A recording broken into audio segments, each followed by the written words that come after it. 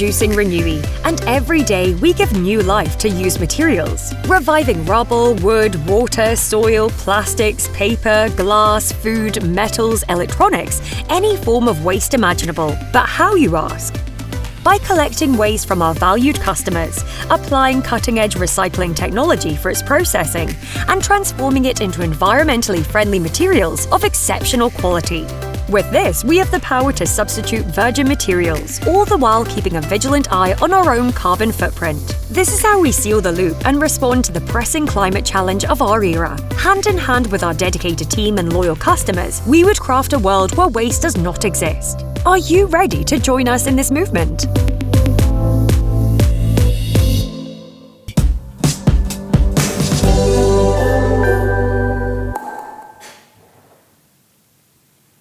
Good afternoon, everyone.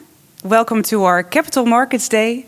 Welcome to everyone here in the room. Welcome to everyone online. It is great to have you all with us today. And we have an exciting program for you, which will last roughly 2.5 hours. So let's look at the agenda. We'll talk about our journey to a circular economy. We will optimize our portfolio and also tell more about how we're going to do that. We are talking about how we're building a strong platform for growth. After that, opportunity for you to ask your questions, of course. A short break just to stretch your legs, because you will want to be back in time for the second part of the meeting, which is growth pitches. So we're really going to tell you about how we are going to capitalize on that momentum for growth. Of course, some more opportunity to ask your questions after that. And after that, our CEO will share his final thoughts of the day. Now, if we look at the speakers of today, happy to introduce Otto de Bont, our CEO, Annemieke den Otter, our CFO, Marc den Hartog, Managing Director, Commercial Waste Netherlands. And then we have 4 skilled company experts, Jan-Pedro Vis, Kevin Bell, Kim Meulenbroeks and Ernst-Jan Mul.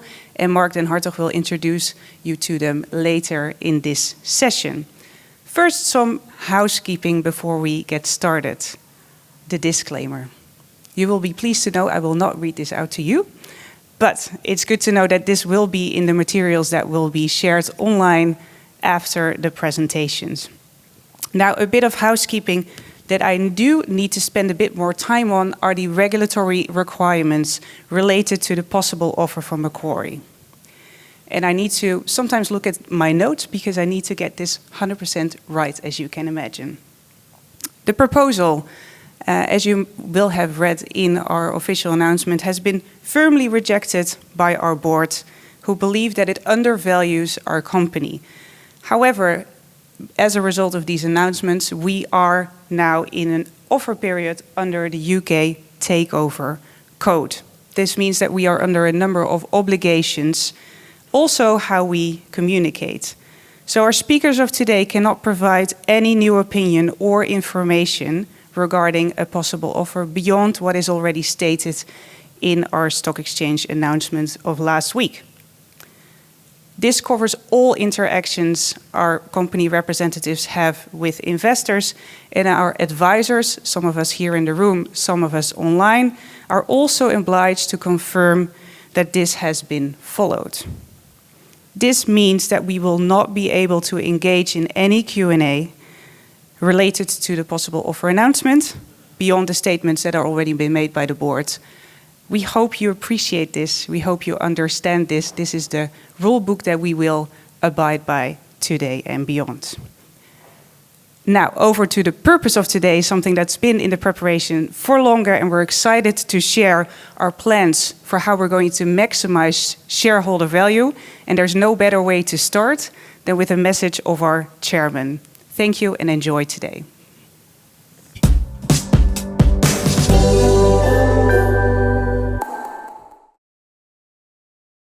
Welcome to the Capital Market Day of Renui. Personally, I'm always excited to be part of a corporate market day. A Capital Market Day gives the company the opportunity to tell its story in its full richness of positives, of challenges and opportunity. And Renui certainly has a lot to tell. We operate in a market that is promising on all aspects. Society needs solutions for recycling, reuse, climate change, and we are ready to provide those solutions. And at the same time, we have to earn the right for our shareholders to make the investments necessary to be on the forefront of innovation. We listen to you. We hear you loud and clear. So today, Otto and Annemieke will talk about our portfolio, our restructuring, our focus on cash, on profitability, and we'll make sure that you understand the urgency, the commitment, and the capabilities from us as a board and as a company to deliver. Deliver for you as a shareholder, deliver for our customers and for our employees. It's an exciting day today to be at Renui, and I would say to Otto, take it from here.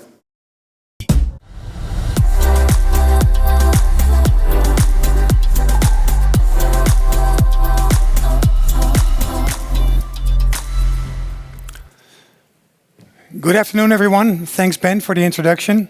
It's great to be here today with you in the room and also the people that follow us live on the video. Today is an important day for Renui. If you look back over the last couple of years, we have made significant steps to improve our company. And we have built a solid foundation on which we will and can further grow. However, at the same time, we still have some remaining legacy issues that we are addressing today. And we'll talk more about that as we go forward. But if we want to go from a good to a great company, we have to fix those remaining issues shortly, and we will. Because we want to be a great company. For you as shareholders, increasing the financial returns, but also for our customers, to offer superior products, service, and also value. And for our employees, of course, to be the employer of choice. And maybe last but not least, for society at large, as we help to decarbonize the world by offering low carbon materials that can replace the virgin materials instead. I would like to first take you through the key messages that we have outlined today to make sure that we convey those messages clearly. First of all, Renui is uniquely positioned as a pure-play recycling leader in the market. And as you know, Europe is a big continent with high ambitions on creating a circular economy. We happen to be in countries where our largest base is in the Benelux, where these governments have even more ambitious plans. So that helps us to develop new technologies and allows us to be competitive because of the environment we are in. We are at the forefront of the technology we can apply in recycling. And this morning, for the people that have been with us, they've seen some of the new investments we've made to take out recyclates of mixed commercial waste, which today still mostly goes to incineration. At the same time, we're working hard to optimize our portfolio. And of course, we have worked hard over the last years to really get some of our best performing businesses in higher margins. If you think about the commercial waste business that we'll talk about, but also Coolrec and Maltha, our appliance recycling business as well as our glass recycling business. However, we still have two areas in our portfolio that we are addressing. One is our minerals and waters business, which I'll talk about later, but where we are finally turning the corner to make sure that we can increase margins as we go forward. And then the UK municipal business, where we've announced we put that business under strategic review, and again, I'll come back to that in more detail. All of what we are doing is really to further increase our financial returns. We are showing that we are growing in this market, which is already growing, with more than 5% a year for the next 5 years. And later this afternoon with our experts, we'll show you several segments of the market we are operating in and how we're going about growing faster than the market. Annemieke later will show a clear plan how we can further increase our operating efficiency and with that, increase our margins, increase our free cash flow conversion, and also our return on capital employed. And we have set ambitious and clear targets that we will share. Our capital allocation policy will also be clarified today, and I think we have put a clear place in there for shareholder value return. And last but not least, I think if you look longer term, the growth will continue to support further dividends that we also announced to make sure that our shareholders create the best value from our company. Now, the theme of today's meeting is our journey to a circular economy. Today, we live mostly in a linear economy, and we all know we have to change our patterns and our one way of consumption and disposal to a different model. And recycling is an important part of that model. If you look at some facts and figures that we collected for today, you can see that today the world and society is having the highest level of material consumption ever in history. In Europe, it's roughly about 14,500 kilos per person that we consume per year. That includes infrastructure and construction demolition materials. That means that we are using more resources than ever. And that also means that we have enjoyed Earth Overshoot Day on the 10th of May. And I'm not sure if everybody is familiar with Earth Overshoot Day, but it's the day where basically humanity has used the budget for the year in terms of natural resources. So anything after the 10th of May that we consume or that we emit in terms of CO2 emissions is actually too much for Earth to cope with. And that date keeps coming further upwards. It clearly tells you that we cannot sustain the way we are operating today. And below you see that because we consume more, we have also created more waste. In Europe, average waste from households is more than 500 kilos per person per year. And the last number I would give you on this page is that from that waste across Europe, over 50% is still either incinerated or landfilled. Less than 50% is recycled. And even in more advanced economies, circular economies, you still see that this percentage is around 40%. I think these numbers show two things. One, that there's a tremendous challenge for humankind to make sure that we change this pattern. But second, there is a tremendous opportunity for companies like Renui to benefit from the trends that we will see over the next years in having to solve this challenge. And we are ready to contribute to make that happen. We are at the heart of the circular economy. And our purpose is probably more relevant than ever. We are protecting the world by giving new life to used materials. And our vision has not changed. We want to be the leading waste-to-product company in Europe, of course starting with the Benelux, but also with our plants outside of the Benelux in France, in Portugal, we are able to further reach than just the Benelux. Let's take a look at Renui in some numbers. On the left side, you see that we have a lot of customers. Over 150,000 customers, waste-producing customers we call them, that we service where we take their waste or they bring us their waste and then we treat their waste and create recyclates. We do that in over 150 sites across the Benelux, UK, France and Portugal. And today I've been here in Ghent, for the people in the room, one of our larger sites where we treat various waste streams. We also have many transfer stations, and then we have the larger plants that really treat one certain waste stream and create the recycled product. And we're quite proud that if you look at the overall industry, and that's why we call ourselves a market leader, we have the highest recycling rate in the industry.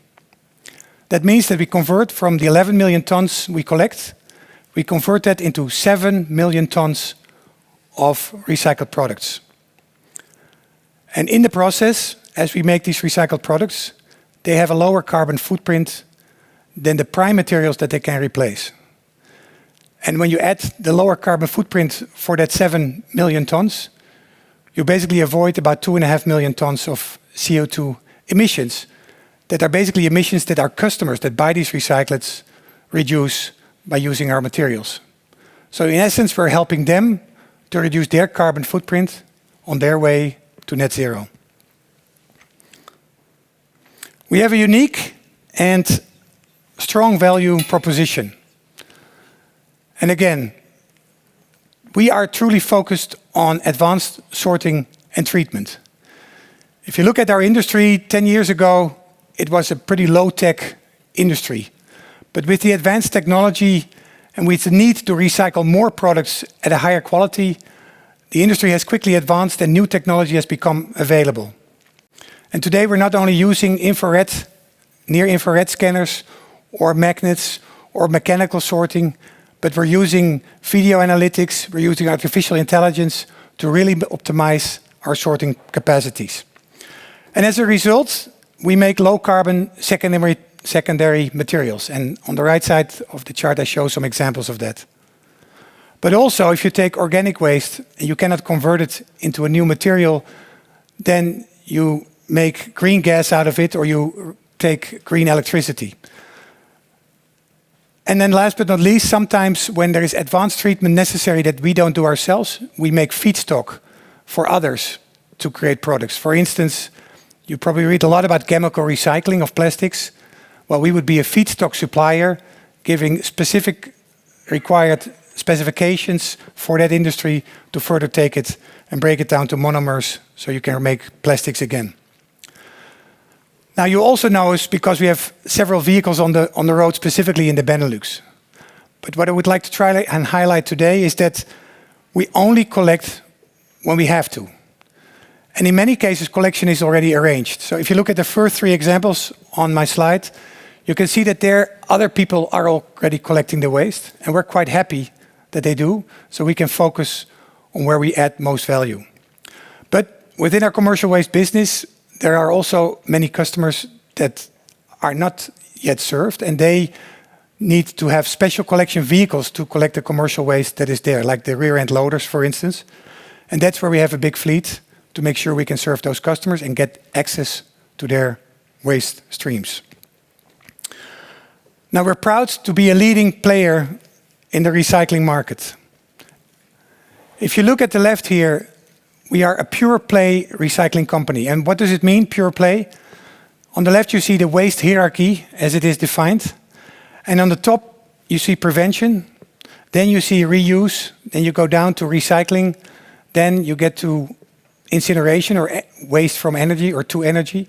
And at the bottom, it's disposal or landfill. Now, the higher you are in this hierarchy, the more impact you have in avoiding carbon emissions. And we're quite proud to say that we operate in this higher end of this waste hierarchy as a pure play recycler, because we do not own assets to burn waste or incinerate waste and create energy. If you look at most of our large peers, they actually do both. But they come from an area of incineration and now they're adding some recycling capabilities. And although that's fine, I think the challenge they will have looking forward is, as we start recycling more and more waste, and you see that happening already in the Benelux, the capacity for incineration is maybe too large. And these assets are built for 40 years. So you need to run these assets at high utilization rate to be able to return capital. And in the case of the world moving towards more and more recycling, that will become a challenge. Maybe not now, but think in 10 years, 20 years. In 2050, we should be fully circular in Europe as a whole. Now, Renui is uniquely positioned. We serve strong market segments in relatively dense countries. We also are one of a few public companies in this space. And I think, as I explained before, we are leading the environmental impact simply because we have the highest recycling rate and we don't incinerate waste. And that gave us the credit also from several rating agencies that are looking at our ESG performance. You see examples here of MSCI, FTSE for Good, and others that are critical in confirming our ability to do this.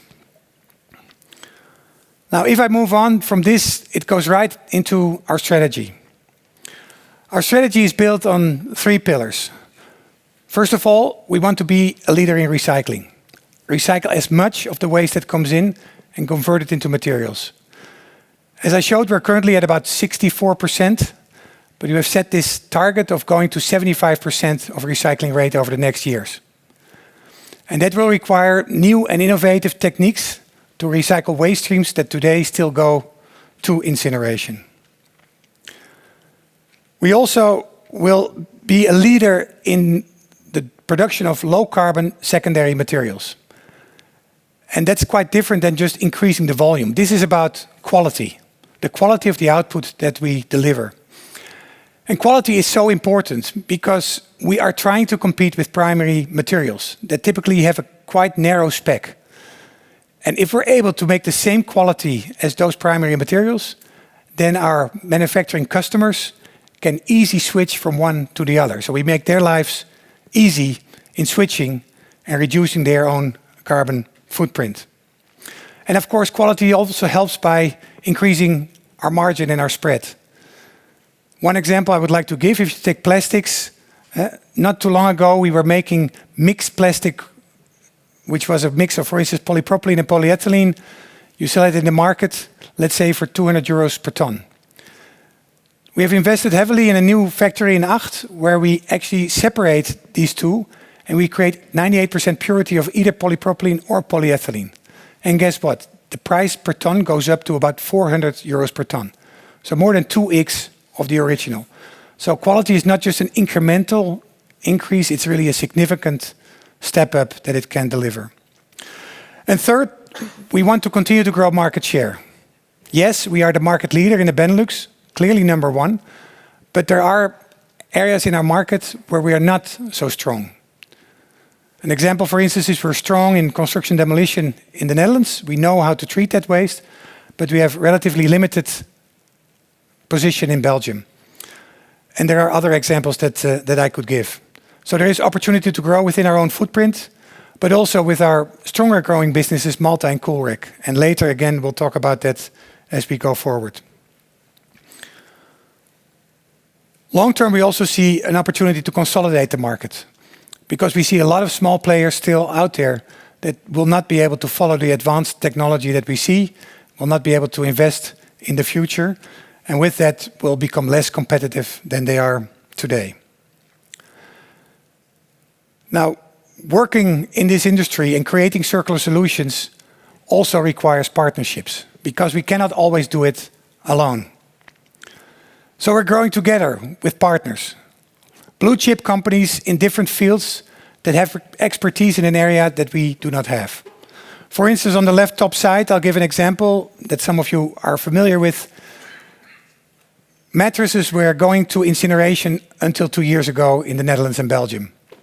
We invested together with IKEA family and Inca, the companies Inca and Icano, in a company called Retourmatras, and we built 4 new factories in the last 2 years to be able to recycle 1.5 million mattresses in the Benelux. We recently also acquired a company in the UK, and we'll start there to do the same as what we did in the Netherlands, bring in the automated lines that we have developed. Now, this is a joint venture. Of course, and also Maltha, which Kevin will talk about later, is a joint venture. But of course, there are other ways to do partnerships. To give you one example, on the right side, the Shell partnership that we have is because we were producing green gas on our site from food waste after going to anaerobic digestion. And we saw an opportunity to further create bio-LNG from this green gas. We worked with Shell to make sure they secured the outlet, so they are doing the distribution, 100%. We worked with Nordsol, who is a partner delivering the technology to go from green gas to bio-LNG. And on our site in Amsterdam, we are converting large volumes of food waste into a green gas called bio-LNG. So another great example of a long-term cooperation where we have been working together with industry leaders. Now I would like to switch to the priorities that we have set ourselves for the immediate, for the near term and the longer term.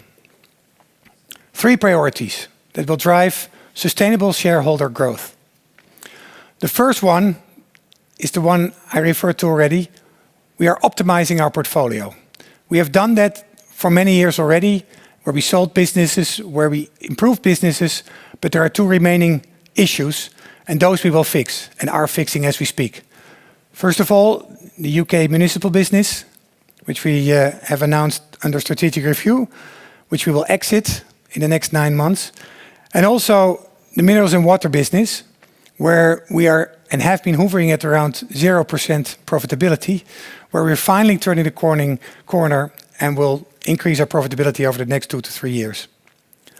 At the same time, we will continue to strengthen the portfolio that we already have, that is strong as it is. Second priority, but it goes in parallel with the first, is that we are building a strong platform for growth. This foundation is important because at the end it will finance the things that we would like to do, but also make sure that we have good shareholder returns and can pay a dividend. We have set targets for high single-digit margin profit for all of Renui. We also have set targets for free cash flow, for return on capital, and Annemieke again will come back to that later. Then the third priority is, of course, that we would like to capitalize on the sector growth momentum. There is tremendous momentum in this sector today, and if you see all the discussions around climate change and the implications that it has to people also living in Europe, I think people become more and more aware that we truly have to change the way we live. And Renui, as I showed before, has several ways to show how we can help to reuse materials and recycle materials to do so. We will drive organic growth, one by market share, by advanced treatment that I talked about, and also by expanding our capacity. Because if you treat new streams of waste that currently are incinerated, of course you have to build, like what you saw this morning. And in May we launched our 5-year plan, where we showed ambitious targets about growing more than 5% a year CAGR organically, which would get us to about 2.5 billion euros of revenue. We also said that we don't want to grow and dilute our margins. In fact, we want to further increase our margins. So that growth will come with increased margins, high single digit. And when we've accomplished all those things, and we have fixed our portfolio, we have built this solid foundation, and we're growing organically, we also want to start looking at acquisitions. I know there was some discussion about, well, are you in a position to do big acquisitions now? The reality, of course, is we realize we are not. And we want to continue to first focus on organic growth and fixing, but we also see an opportunity longer term for that as we move forward. Let's start with the first one, optimizing our portfolio. This is Renewi's portfolio if you look at the split per division and subdivision.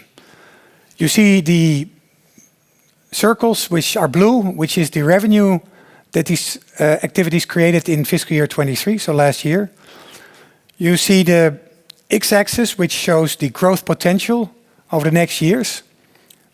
And you see the y-axis, which shows the profit margin that these businesses make.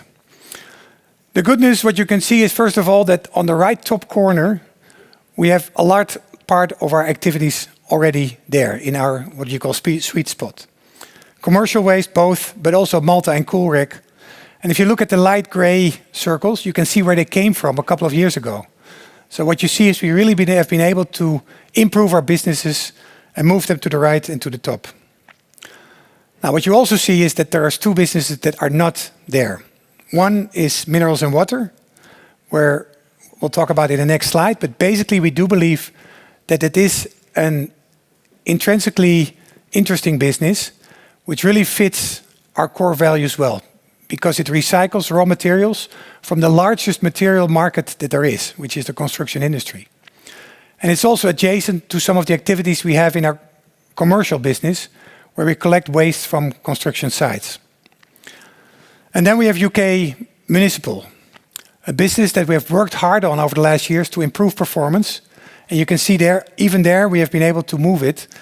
However, we do not believe we can move it significantly further up the chain. Also, we may not have the competence based on the fact that this is only a small part of our activities. And that's why we decided to put it up for strategic review. Now, maybe the why is clear to most of you, but here are some other reasons why we do it. We run several smaller contracts, and each of those contracts uses a different technology to convert black bag waste into some type of recyclates. Low amounts, by the way. But they are requiring various process techniques, and we don't use them anywhere else in our company. Also, I think you've seen that municipal has a different financial profile, and we feel, looking at our profile and our direction, it does not fit in our current profile as we look forward. Now, the question, of course, is when? And we have carefully looked, and of course, we do not want to overpromise. So, although we are in the works and we have done a lot of work already, we expect this to close final in the first half of in 2024 calendar year. However, the key objective is to do this as quickly as possible. So if we can, we will move forward faster. Of course, making sure that we also optimize value and deliverability. Now, the second priority in our portfolio is minerals and water. And I've talked to you a lot about this over the last years. Again, we do believe this is a fundamentally attractive business. We do minerals and we do water. The water business is in great shape. We take heavily polluted water and we clean it so it becomes water that can be reused. That is actually the moneymaker today, where the soil business is actually losing money, and the average brings us to basically zero. However, the good news is if you increase your throughput of the capacity we already have, then quickly you get to profitable activities also on the soil business, and combined, of course, that will lead to significant EBIT improvement. Now, because of the strict rules we're under, I was not allowed to show you our chart with EBIT and volume. So I apologize for that, but I think people that have been close to this know that historically this business was quite profitable, over 10% EBIT margins. And we see a clear path to get there in the next couple of years. In fact, in the second half of this year, as we are increasing our volume and production rates, we already see that we come to profitable territory. And that will only continue next year and the years after as we further increase run rates. Now, what we have done is, because we had to fundamentally change this business. For the people that remember, we were taking contaminated soil, we were heat treating it, and then we had clean soil, and that was placed back in the Netherlands into projects. However, with the changing legislation around 2020 and 2021, it has become very difficult to continue this business model, because the requirements to clean soil are still unclear, are changing. But the reality is that people are waiting and are concerned about using our material for that purpose. So we recognized that early on, and we decided, okay, clean soil placing back in the market, in the soil, is not going to work. We have to take this a step further. And we have invested in additional steps in our recycling to make sure that the clean soil is further split into clean sand, clean gravel, and a filler. And those products are targeted as building products to the concrete industry, which is a very large industry consuming high volumes of all three. Today, we already sell high volumes of gravel, and they meet all the specifications from the beginning. For the sand and the filler, we have worked with our customers to make sure that we understand the specifications, we're able to produce towards their specification, and today, with the investments we have made, we are able to do so. And that's why I've been able to sign contracts with these customers we have been working with for years, and we can start increasing our throughput, because of course you need to make sure that what you produce you can also sell, and these are very large volumes, so as soon as you don't sell, you get piles of this stuff on your site. At the same time, we're still working hard with a few people in selective areas to place the remaining legacy soil that we have, the GGG, and that will take place over the next 1 to 2 years. So all in all, this is a great business. When we have fixed the output, we are fixing the throughput, and we have already with all the adjustments to the lines we made, then our focus will shift to the input, because then you have to get high volumes of contaminated soil back in again. The good news is there that we see opportunities. We have expanded our sales team, and we are working on projects that will deliver that moving forward. So in short, I guess I'm saying that we have turned the corner here and we're truly looking at impact in the second half and further positive impact next year on our profitability. Then the last, but certainly not least, is our commercial business. This is, of course, the foundation and about 2/3 of our total revenue. And what you see here is that we have fundamentally already improved this business over the years, both if you look at revenue, but more importantly at margin. We will continue to grow this business, we will continue to invest, and we will continue to drive our commercial value proposition. Our one-stop shop concept, so that we pick up any type of waste at our commercial customers. Also our footprint and our density, we're always close, is important. And at the end, also the digital interface we have built with our customers in Renewi 2.0. Targeting 5% plus organic growth, I think is not that complicated looking at our history where we already were at 4% before. With that, I would like to pass it over to Annemieke, who will take you through the financial platform that we're building for strong growth to be able to facilitate our ambition. Annemieke.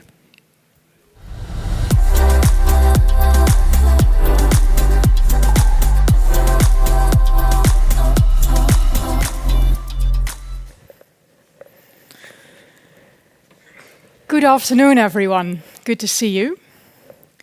We have a fantastic business. We are a market leader in the Benelux, and we are super proud of our company. And it is clear, there is a massive opportunity in recycling. But to capture this opportunity and to also boost our shareholder returns, we must improve and further strengthen our financial performance. So in the next 20 minutes, I will be taking you through the steps and the path that we see to get there. As a reminder, and as a result of the circumstances where we are, we have a number of obligations under the UK Takeover Code. So there are restrictions on what we can and cannot say, and with particular to periods and the terms that I'm referring to, I have to refer to, for example, the medium term, which means, say, 3 years onwards. And also, I cannot be very specific about margins. So please bear with me, but we do want to stick to all the regulations. But I will be as clear as I can in terms of the path that we see going forward. We have set ourselves 4 clear targets. Improve our EBIT margin to high single digits. Improve our cash conversion to over 40%. To improve our return on capital employed to over 15%, and also to drive organic growth, as Otto just referred to. So let's dive into the details, because for each of these things we have a clear path forward. First of all, our EBIT margins. And definitely for those of you who have been following Renui already for a longer time, you can see in the bar we were at 7% EBIT margin last year, and our margins have been temporarily underpinned, particularly in FY 21 and 22, but also partially in 23, by the very high recyclate prices and the higher volumes on the back of COVID. So how did that work? Of course, because of the corona measures, the supply chain issues, we had shortage of materials, which have really driven up the prices, and all recyclate prices at the same time were at an extreme peak.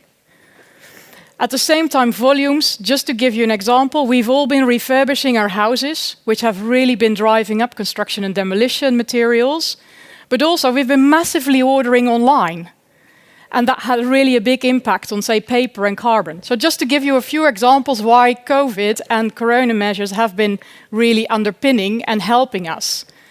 But it has been a fact that we have been over-earning on the back of these developments. So what we are committed to now is to really execute the program that we are already working on to really structurally underpin our margins. And as you can see in the green boxes, these are the 4 topics that we are working on. First of all, digitization and SG&A reduction. We are at this moment working and starting and executing a program to reduce our cost with 15 million euros, at least. And we will be executing that over the next couple of months, and it will be done before the year end. The second is our UK municipal business. Otto already referred to it, and we are looking to solve and find a solution for our UK municipal business. And this is easy maths. This is roughly 200 million of revenue at 0 EBIT margin, which gives us an uplift of just under 1%. Then for the slightly longer term, we will see recycling rate and quality improvement. So how does that work? Well, for those of you who were at the facilities this morning, you could already have a view, but also Kevin will talk about it later for glass. But by really concentrating on operational excellence, we can get more recyclates out of our processes. And that means we are bringing less tons to incineration, which means a lower cost for us. But at the same time, we will be producing more materials. And if we also upgrade the quality, Otto already referred to it at a sort of sometimes a 2 or 3x for certain materials. If we really upgrade the quality, that actually means we will get a lot better pricing at the back end. And then finally, growth. This is simply a fact of if we are growing, we are also here banking on our operational leverage. So this will get us to high single digits in the medium term. And we have a proven track record of delivering this. So our portfolio optimization, Otto already mentioned it, and we have been showing over the last couple of years, we've been turning around Coolrec and Maltha of 0 or almost loss-making businesses to margins that are now top of the leaderboard. We've sold and closed assets or locations that were not profitable or were not really part of our core business. So we're doing that, we know how to do it, and we will continue to do it. Secondly, when we look at cost out, we have just completed the Renewi 2.0 program, where we have proven that we can take out large amount of cost, as we did with Renewi 2.0, where we realized more than 17 million of savings over the last year. And finally, when it comes to recycling rate, this is our core business. So every year when you look at our recycling rate, you see that we are improving our recycling rate year on year. And also last year we were able to improve this with 180 basis points. So all in all, we're confident we can deliver this and we are excited about this path forward. Then cash. Because over the last couple of years, we have improved our EBIT margins, but quite a few of you have picked up that our cash conversion has been lagging. So, and there were a few reasons for that. We had to catch up on some maintenance capex. We've done an acquisition. We've invested in some of the growth projects that you have seen this morning. But we need to improve this. That is a key focus point. So if you look at our cash conversion, you see the blue bar of the 256 million EBITDA. So last year we had a cash conversion of 10%. So we roughly made 25 million euros. Now, to improve that, there are 3 focus points. First of all, we need to fix the legacy outflows. So the blue bit, the 33 million that you see in the bar. So legacy outflows, I'm sure most of you know these, but just to remind you, we postponed 60 million of taxes under the COVID regime that we're now paying back. And by September next year, we have paid it all back. We're now at roughly 40 million, another 20 million to go. So this will be gone next year. That is an impact of 20 million per year. If we then look at our UK municipal business, where we're finding a solution, this is costing us 15 to 20 million of cash every year. So by finding a solution for our UK business, that is a big cash outflow saved. And then thirdly, We're working on our minerals and water business, where we are still shipping the last parts of the TGG, or the old inventory, the old stock. And once we've done that, that also will reduce this to 0. The second thing is exceptionals. So the little gray bit on the bottom where it says other, what we've done before is, for example, if we have a larger investment program, we would put that in exceptionals. Of course, not putting it in exceptionals does not necessarily mean we will produce more cash, but it will actually make it our EBIT closer to our cash production, but it will also give a lot more discipline and focus on the money we're actually spending. So there we expect to have a much closer conversion to of our EBITDA. And then thirdly, and I will come back to that in a second as well, is lower CapEx, because we will be looking at asset management. So with better asset management, we will be able to lower our replacement CapEx, because you can see with 87 million last year, this is quite a significant part of our cash out, but also our lease repayments, because of the large fleet that we operate. So with these 3 things, we will improve our cash conversion from 10% last year to 40% in the near term. To give you a bit more detail, because on the one hand, lowering our capital base, and on the other hand, improving our returns, will lead to a better return on capital employed. Our ROCE was roughly just under 11% last year, and we believe it should be at least 15%. So just to give you an idea on, say, the 2 blue boxes, which are site rationalization and our fleet and asset management, we have 156 sites. We're continuously looking how we can consolidate, because these sites, they require all sorts of maintenance, and they also come with a lot of OPEX. So we're continuously looking at how can we consolidate and be smarter about our footprint. We also have more than 2,000 trucks, and we are super proud of them. They're amazing, and they're really great assets to have, but we can also be a little bit smarter and a bit lighter sometimes. So by looking at how we utilize the trucks, and maybe have a look at how can we be better with making decisions on investments on a more centralized level within the divisions, that will be a way where we can reduce the number of trucks that we actually need. And we've already been working on that. It's not something we invented today. Because, for example, this year we have celebrated the 5th anniversary of Green Collective. It's a fantastic initiative with one of our competitors, where we are under a white label truck. We are combining routes and combining trucks to be really efficient, and at the same time also helping the people in the inner cities with having less trucks going around. So that's just one example that we are already executing and experiencing the benefits to have less trucks.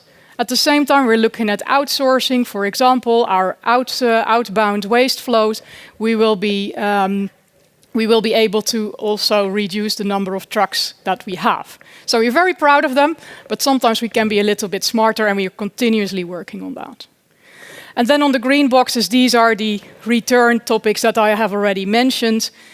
Finding a solution for UK municipal, making sure that we reduce our SG&A cost, executing the program that is in place, and that will really help drive up returns and improve our ROCE.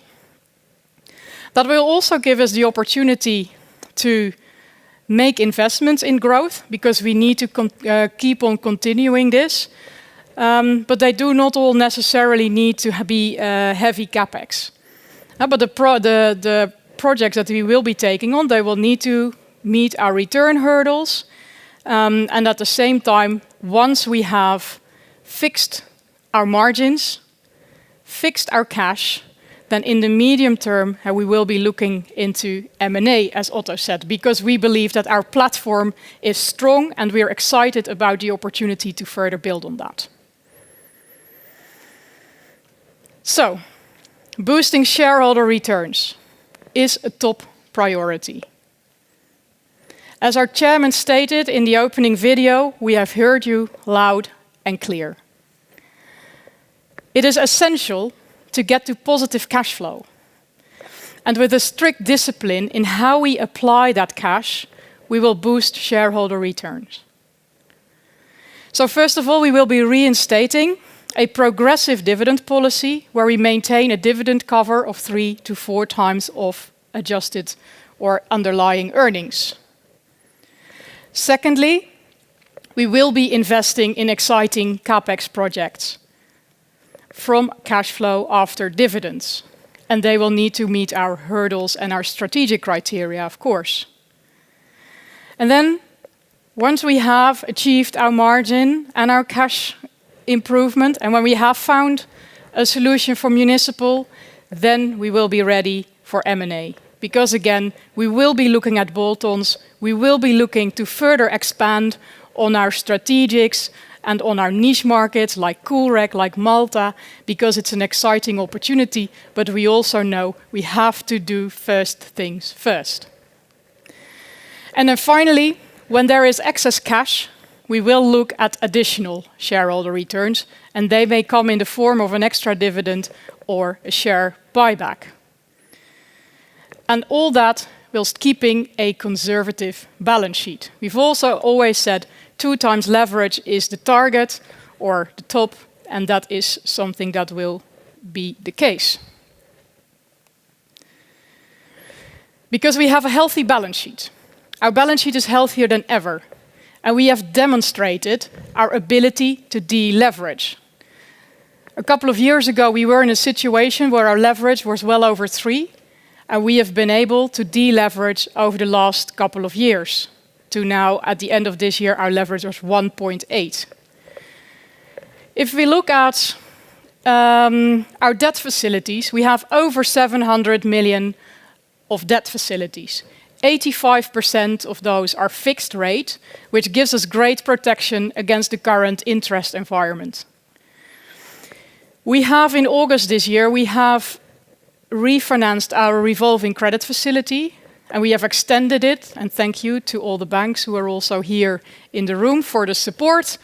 And we have extended it with 5 years plus 2 extension options of 1 year. So at this moment, in total, this facility gives, and all our facilities give us a liquidity headroom of around 300 million. We're well funded at competitive rate and with enough liquidity headroom and with enough protection against interest volatility. To do a bit more on balance sheet. Because next to significantly lower leverage, our balance sheet shows the strength of Renui. We have a unique asset base. And on the one hand, we have the opportunity to consolidate our sites, to be smart about the trucks that we are so very proud of.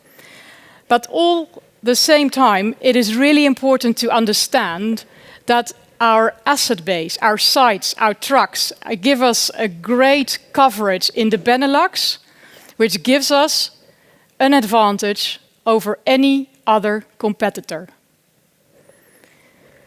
Of course, we are also mindful of the challenges in our balance sheet. And we see the large amount of provisions, 341 million of provisions. 139 of that is related to our UK business, the onerous contract provisions. In addition, we also have 69 million of debt sitting, of non-recourse debt related to those, to the UK municipal business. So it is a drag on our balance sheet. When we look at provisions and our balance sheet, it's also important to understand that in this 341.9 million euros also sits our landfill provision. And normally provisions, they are maybe for the next year or a few years thereafter, but these ones are quite special because they are related to a period of at least 8 years out, but most of them even 20, and the longest one even 29 years out. And they are for restoration and for the aftercare of the few landfill sites that we still own for historic reasons. But it's important to understand that these liabilities are not covering a period of, say, a couple of years, but are really extending way into the future. So overall, we think we have a good balance sheet. We have a fantastic asset base that we're proud of, and it also gives us a great base and a great platform for growth. Because I did want to give a quick word from the CFO on growth as well.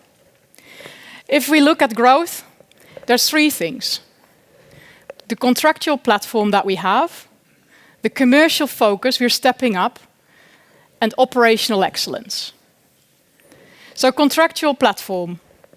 We have almost automatic inflation pass-through to our inbound customers. And that's a very powerful and essential thing when we look at growth, because that means that inflation is automatically already captured by your contracts and by your customers with recurring revenue.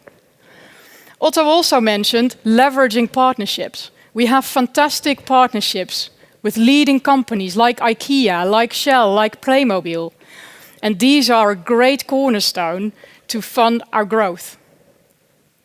Commercial focus, we will talk about this also in the second section, but we believe we can gain market share by really focusing on certain commercial segments and certain customer segments, but also by focusing on promising material streams. So I won't spoil anything on that because that is for the second half, but that is something that we're absolutely excited about. And then excellent operations. I already mentioned the recycling rate. By improving our recycling rate, on the one hand, of course, we avoid the gate fees, which is also good for our margins, but it also means we produce more materials at the back end, which really gives also an uplift in our revenue. And then finally, operational excellence. I've called it on time, no fuss. In the end, we have to make sure we serve our customers well. We have very high customer loyalty. But if we even further improve our service to our customers, we believe we can improve that loyalty even further. So that being said, let me summarize our commitment to our shareholders. We are executing cost savings. We are looking for a way to find a solution for our UK municipal business. We are executing a digital agenda to increase the profitability of our company. We have full focus on cash generation to get to a healthy 40% cash conversion. And then by improving asset management and to slightly lighten up, we can work on an improved ROCE of over 15%. And that will boost shareholder returns and also really provide the company with a platform for growth at the same time. So we have a track record of delivering on our promises, and we are looking to the future with great confidence. So with that, I would like to invite Otto back to the stage and to take some of your questions.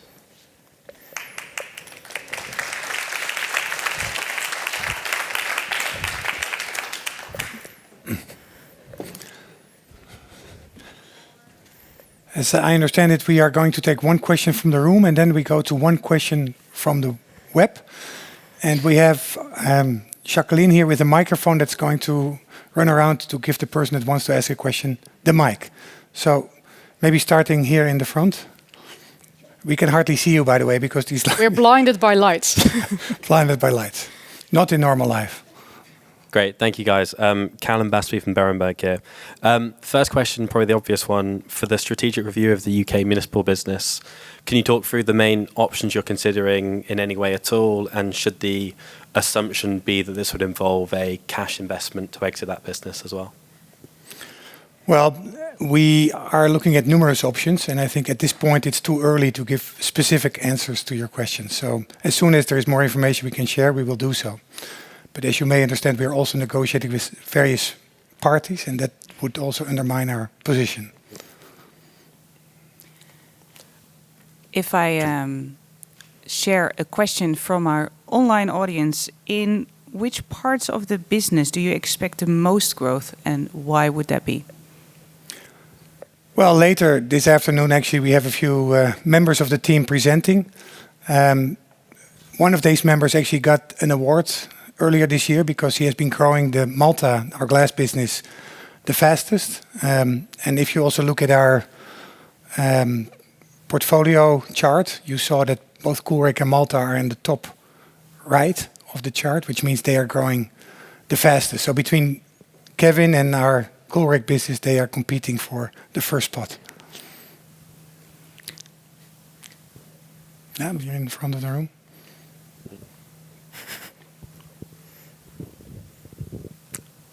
Good afternoon, Joe Brent from Librum. You've given your 40% cash conversion target, which is clearly well ahead of where you have been and equates to about 100 million of cash generation. But it's still a low number relative to some other companies who might target, say, an 80% plus EBITDA cash conversion. Just talk us through the dynamics of that, please. Yes, of course, Joe. I think what you see in our business, we are quite asset heavy, which means that maintenance capex will always be an important part of our cash outflow. So we think for a business like ours that is asset heavy, 40% is already a great improvement from where we are. But I also think it's quite a good target. Question from our online audience again. Otto, following on your introduction, a question on to go a little bit deeper into what happens to the waste that we cannot recycle.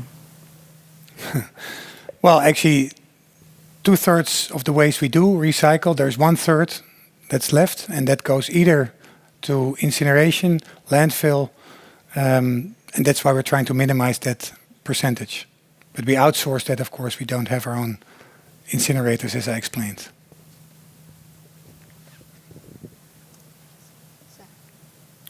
Thank you.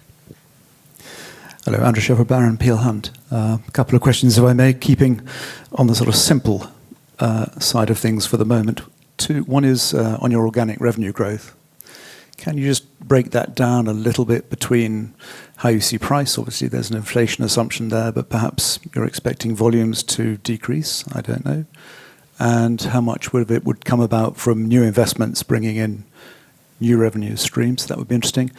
And related to that is your return on capital discussion. Clearly, if your EBIT margin goes up by 1 or 2 or whatever basis points, that's going to take your return on capital up. Could you talk about how you then get to above 15%? Would it be from new investments driving it much higher? Or is capital intensity in the business generally, can it be reduced perhaps by shorter lease lives, etc.? Thank you. Yeah. That were a lot of questions at the same time to remember, but I'll try and do my best.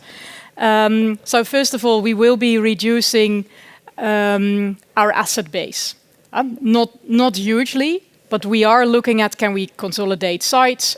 Can we work with a smaller fleet? How can we really manage our containers better? Because you just saw on one of the first pages, we have over 400,000 containers. So these are things, if we really improve our asset management capabilities, we can do with less assets. So that is in terms of how we are reducing our asset base. So you can imagine if we consolidate sites, we can sell off some of the locations, and that will help reducing that part. And at the same time, improving our returns indeed will help. But I think that's only part of your question answered now. Part of it was whether or not you could reduce lease lives, etc., which mechanically would reduce the amount of assets on the balance sheet. But the lease lives. Yeah.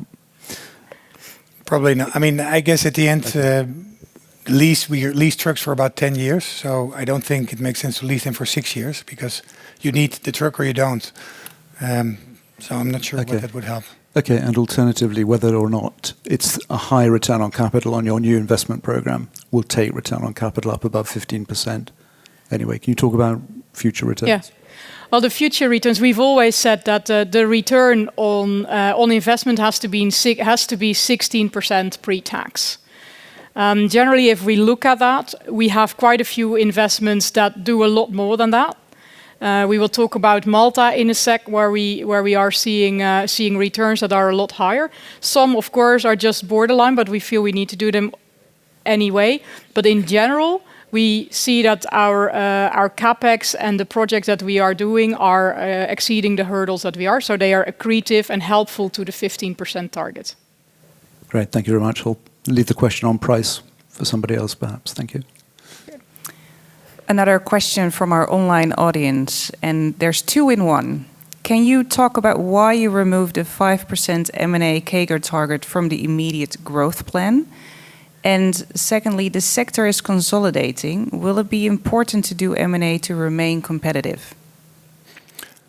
Well, I think the first question may have misunderstood our chart, because what we indicated as we talked about in May, that from our current base of 1.9 billion, we grow 5% CAGR organically.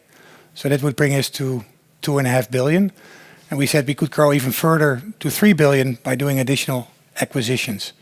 So the 5% CAGR was not reflected to the acquisition part. It was two separate things. And your second question was, sorry, Marc?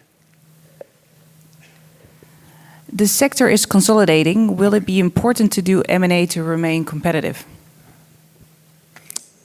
Yes and no. I think one thing we see, there are a lot of assets that are, you can call them stranded assets for sale. So companies that have been successful 10 years ago with certain technology that realize that today it's not so competitive anymore, and they may have difficulties to invest, and then they put their company up for sale. So the question is, if you buy a company like that, what do you actually buy? And is it not simpler or better to then just compete and take market share rather than buying such a company? On the other hand, there are of course companies that are working at the forefront of new technology, and they may have technology developed that we don't have. So there I would say it could be very interesting to capture an opportunity that you otherwise may not have. One example I think was what I gave with IKEA. This company Retourmatras was a small company. They had developed a great technology to automatically recycle these mattresses, but they simply did not have the capital. So that's where we stepped in. We had the network, the capital, the knowledge to be able to quickly scale that business to the size it currently is. So I guess the answer is it depends. Hi, thank you. Usama Tariq, ABN AMRO Oddo. With regards to SG&A cost cutting that you indicated, could you give a little bit of color on it?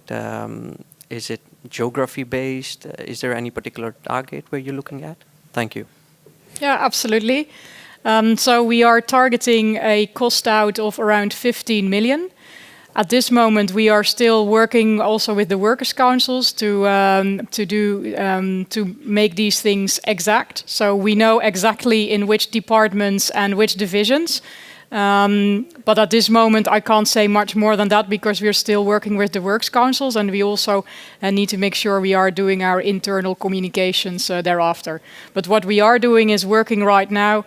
We have identified the departments and the divisions where the costs need to come out, and we will be executing that before the end of the year.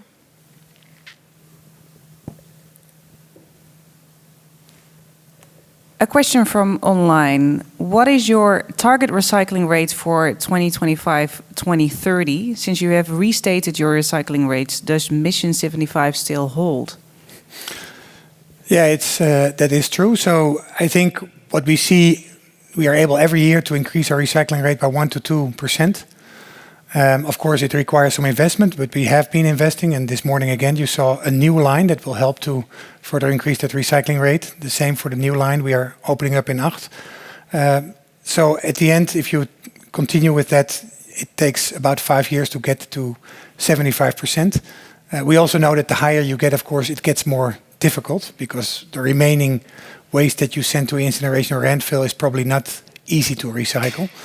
But that's roughly the rule you can use, so 1 to 2% per year, and we've shown that in the last 4 or 5 years as well. Hi, good afternoon. Juan Rodriguez, Kepler. Coming back to your 5% target again, can you please give us more color on your underlying assumptions for it? I believe part of it will be inflation adjusted. Part of it will be volumes, and what part of the cyclical exposure are you taking in terms of the execution risks that you might see if there's a slowdown in economic conditions? Yeah, well, you're actually a little bit ahead of the curve because this afternoon, Marc and the team will show 5 areas where we are taking strong initiatives. And we show that that delivers about 275 million of growth over that time horizon. But that is only 5 of our initiatives of several more. This morning, I think you saw, or some of you saw the line in Ghent. That is not included in those 5, but it will also generate significant additional revenue. And then, of course, as you point out, we have inflation. Historically, I guess we always talk 2 to 3%. If you look today, and in the future, it might be 3, 4, I don't know. But at the end, if you add that on our revenue, that would also take a pretty significant part of the total. So we've set minimum 5%. We hope to be able to exceed it, but we have plans in place to easily get there with the programs we already have today. Another question from our online audience. Given the growth plans, why bring the dividend back? I think it's an important signal to our shareholder, and it's also a signal that we are a healthy company. So shareholder returns are important to us, and by really focusing on our cash generation, there is no need to exclude one or the other. So we are therefore also reinstating the dividend policy.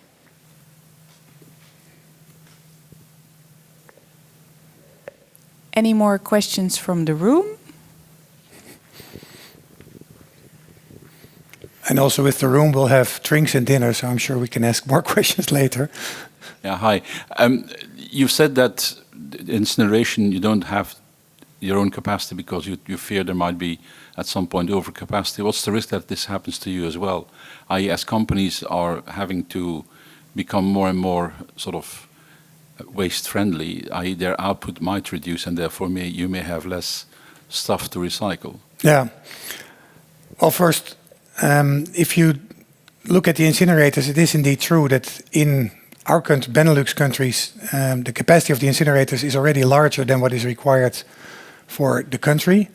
And as you may also know, the Dutch government has raised an import tax to avoid that waste from other countries then gets in and the Dutch government is burning waste for other countries.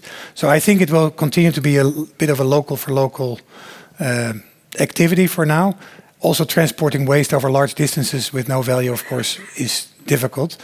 If you talk about recycling, quite honestly, we have not seen and are today not seeing any reduction in recycling. What we do see is a shift from the mixed recycling, so the mixed waste streams, to more mono streams. Because companies in their production processes, they do separate better. And in a way, as I think we explained before, monostreams actually helps us to be able to create better quality recyclers that then can be reused again.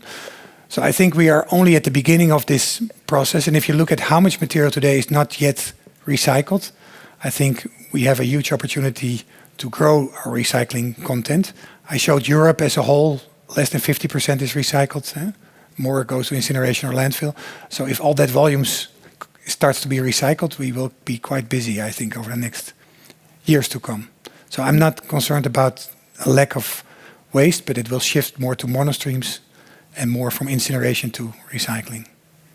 Maybe if I may add to that, what you will see in the pitches this afternoon is we are actually also embracing our customers' need to go to less residual waste. So we even have a concept of zero waste customer that we will look in this afternoon, because we also see a lot of customers who want to reduce their carbon footprint and they are looking to us for help, which is also for us an important way to also serve our customers and is a growing business model.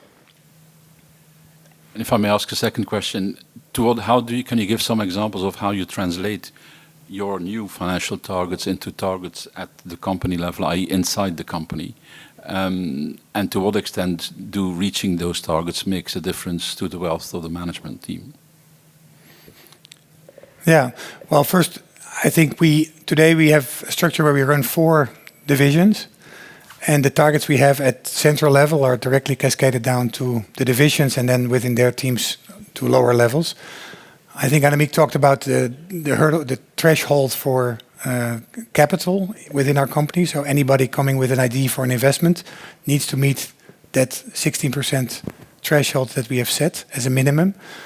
So those targets, I think, are spread widely.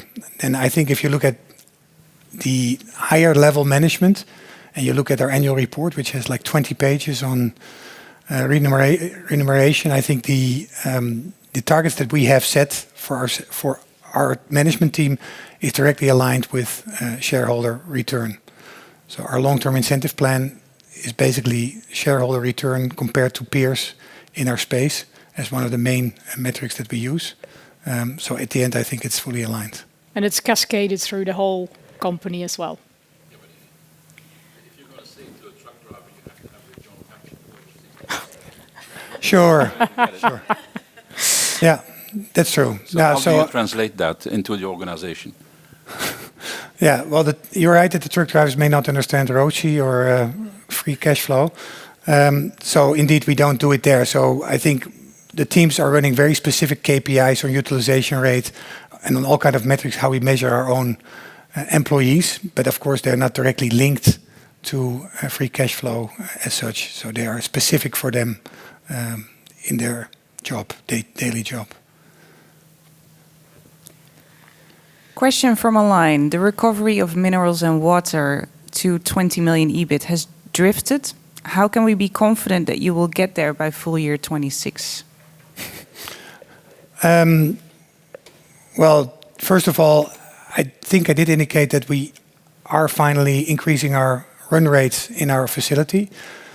And looking at this year, half of this year, so as of August, we have been increasing. And next year, which then will double the amount for this year because it's a full year. And then a third year will get us to that number that you indicated. So the fact that we are now producing EBIT month by month gives us the confidence that we can continue to do so moving forward.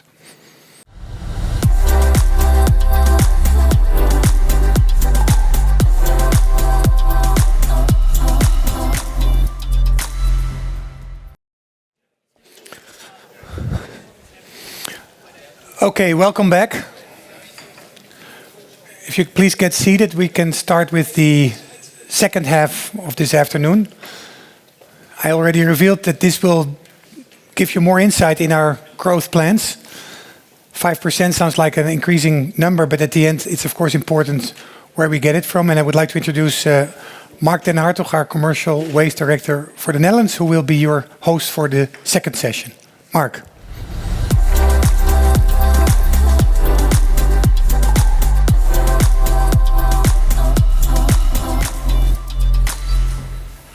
Well, thank you, Otto. And as you already alluded to before the break, it's very clear that ultimately recycling is going to play an essential role in actually making the circular economy a reality. And we've got a couple of good developments that are supportive of our growth strategy. I'd like to just tackle them threefold. So on the first hand, it's the European framework where we see there's a big drive and urge for coming to ultimately initiatives and regulation to reduce the carbon footprint. And in addition to that, also activities that actually help us to get recycled content obligations in that framework, which will urge companies to actually comply and start taking action in that field. And the European framework also ultimately is also there to actually help Europe to tackle the climate waste challenge, but also to create much more autonomy for Europe's material strategy. If you look at the market, we also see that our clients, whether they're large corporate or international companies, they are much more ESG driven, pursuing their own objectives. And that's of course something we have factored in our plans, in our commercial plans, to gear up to that opportunity. And last but not least, there's a societal change. There's an ever increasing urge from consumers with the call to prevent waste, to work on waste reduction, but also to associate them with and engage with companies with a sustainable business model. And I think those are all factors that make us believe that it is going to be supportive drive and energy for our growth strategy on recyclates.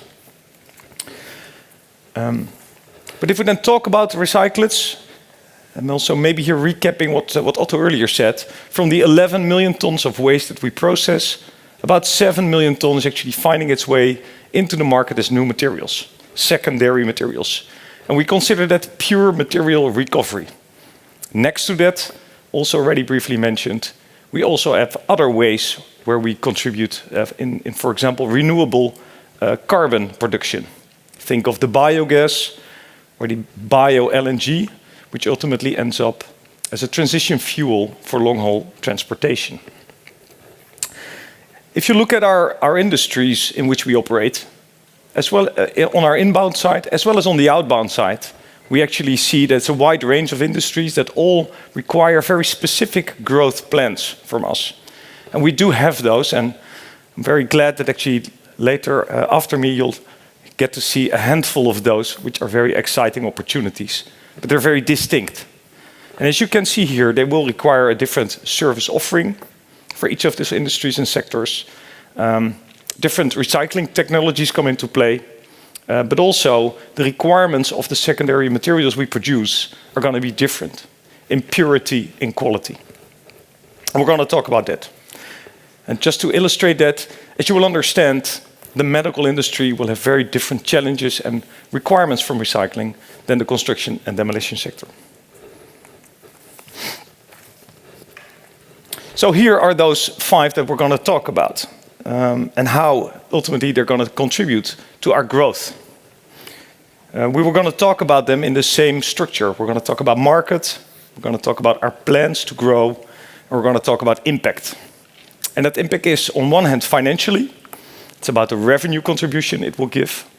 That sums up to the 275 million that Otto alluded to, which is, if you consider it to come from a 500 million growth, a significant contribution. And it's going to go beyond the horizon also that Annemieke talked about before. But that contribution is not only financially, it's also impact on the environment. It's going to be a contribution to the Renui objectives that we have to reduce our footprint. But even more important, it's going to be the carbon avoidance it will give for our clients. And that carbon avoidance, just to help you a bit with the understanding of what it is, it's ultimately the amount of product that we provide to customers, times the carbon benefit it will give for using that material instead of a virgin or prime material. And whereas for us, that's a carbon avoidance effect, it contributes directly to the carbon reduction of our customers. So in that sense, we create real contribution for them to achieve their own objectives in carbon reduction.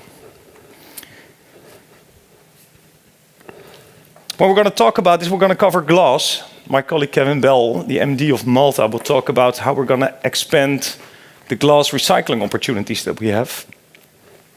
You'll then hear Ernst-Jan Mul, Manager Innovation, talking about the opportunities in organics, how we're going to shift from an application in bioenergy to even more use in functional materials. We're going to hear Kim Meulenbroeks, Manager Innovation, to talk about how in that world where plastic is actually still growing instead of reducing, despite of all the actions we're taking globally, and how we, with our recycled content materials, are going to benefit from that.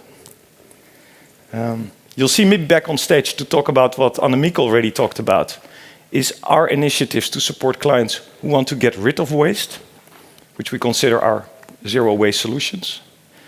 But before getting there, I'm going to ask Jan-Pedro, our Director of Product Management and Innovation, to come here on stage and talk about the huge opportunities we have in the construction and demolition market. Jan-Pedro, the floor is yours.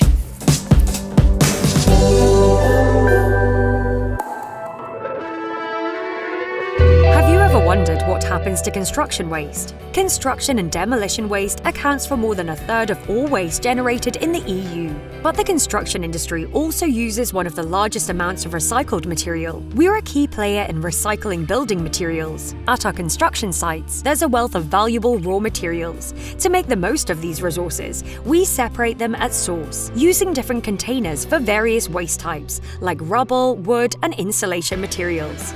This allows for new products to be born, like old pavement tiles upcycled for new roads and reclaimed wood for furniture. We are on a mission to reduce construction and demolition waste and give new life to used materials.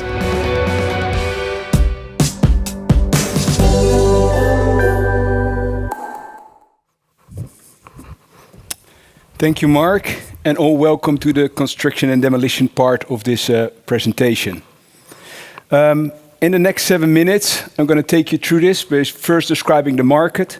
Then secondly, we're going to talk about the position of Renui in that market. And thirdly, we're going to talk about the levers for growth that we see towards 2028. And last, we will end with a statement, a projection for the growth that we're going to achieve, and with a sustainability achievement. Let's get right into this. Firstly, started with the market. The market of construction and demolition could not be underestimated. 35% of all waste generated in Europe comes from this market. In the Netherlands alone, that is 22 million tons of waste generated every year. If we zoom in at the advanced sorting waste that we have here, it's a 3 million ton significant impact that is generated every year. If we look at regulation in this industry that influences regulation, it's going in one direction, and that is recycling. If we start with the European Union, you see that we expect them to revise their legislation to mandatory recycle percentages for construction material. The Netherlands, they go even one step further. They want to be fully circular by 2050, with an intermediate step by 2030 going halfway with 50%. Then last, look at the construction market itself. Short term, we see here some challenges with the nitrogen deposition that is generated by fossil fuels in construction, by the high interest rates, and by the inflation. But long term, the fundamentals for growth in this market are there. Most notably, the housing shortage in the Netherlands. The housing shortage is growing day by day, and the Netherlands need to go up to 90,000 and 100,000 homes to be created every year. Secondly, the energy transition in the Netherlands. A lot of renovation still needs to be done in the Netherlands for insulation of houses and switching from natural gas to electricity. And thirdly, the demographic changes that are happening in the Netherlands. The baby boomers will go to different houses. They will not climb up the stairs anymore, but go to apartments. And a lot of new people entering the home market with different requirements in the home market, requiring, again, a lot of renovation. So what do we have? A growing market here, which is strongly influenced by legislation driving recycling. And the question now, what is the position of Renui in that market? And the answer is actually quite clear. We are the market leader in the Netherlands. We have a 25% market share in advanced sorting in the Netherlands. And as a market leader, we are able to meet our customer needs in collection, in sorting, and delivering recycled materials to the market. With our partners, we have a nationwide coverage of collecting materials from construction site. That means that we are, with our own fleet, or with the fleet of our partners, close to our customers. And the same counts for our sorting plants. We have the most advanced and elaborate sorting facilities in the Netherlands for construction and demolition waste. Again, being close to our customers. So we are suitable for local players who want to deliver the waste, but also for the big national players who want us to follow us around the Netherlands with their construction projects. And last but not least, we have a strong portfolio of recyclates. With our Force brand name in the market, we're delivering a wide range of minerals to the market, delivering to the construction industry, to concrete industry, but also to other parts of the material industry, delivering our materials. All right, the market leader now in a growing market driven by recycling. How are we going to capture the value in this market up till 2028? 3 levers there. Already talked about by Otto and by Marc, monostreams is one of them. We are working in depth with our customers on this construction site to separate the streams of waste. This is a big advantage for our customers when they can cut cost, and this is a big advantage for us because we can deliver at the backside higher quality recyclates if we collect monostreams. Secondly, our advanced sorting. The need to fulfill these requirements for recycling, driven by legislation, but also by personal statements of our customers, are driving customers to companies that are able to deliver that recycling. Like I said before, we have the largest and advanced sorting capability in the Netherlands. We have these assets already there, so these customers can use that. Most important, we have the assets, but also understand that we have in-depth knowledge how to run these assets and get the most value out of them. That brings us to the last point, that is that we are also going to improve the the materials, the recyclates that we're going to bring at the back end to the market. So how we're going to do that? With these assets I talked about, we're going to constantly improve the outputs that we're going to get. With our in-depth knowledge, seeing if we can get the quality, the specs up of the recyclers that we're having, and then earning higher margins for the recyclers that we get. Most notably driven by the concrete industry. The hunger of the concrete industry for recyclates is unmatched. They're now currently driven by mainly CO2. They want to get low CO2 materials as an input to their industry, but they will again also be pushed by this recycling legislation.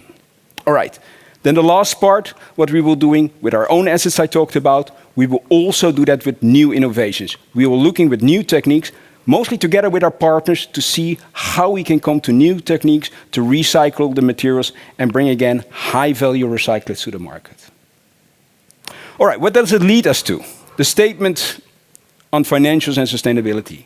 You saw it already before, that leads to an increase of revenue by 50 million euros to 2028, delivering over 35% of growth. Of course, very nice, and we're proud to have this pathway to this growth, but it is not all about financials for Renui. It is also about sustainability. Please note that we avoided 350 kilotons of carbon going into the air by not having to provide virgin materials to the industries, but us able to deliver these recycled materials. And of course, you understand, when we grow our financials, when we grow our volumes, also this number of 350 kilotons will grow with us. Thank you for your attention, and up to the next one.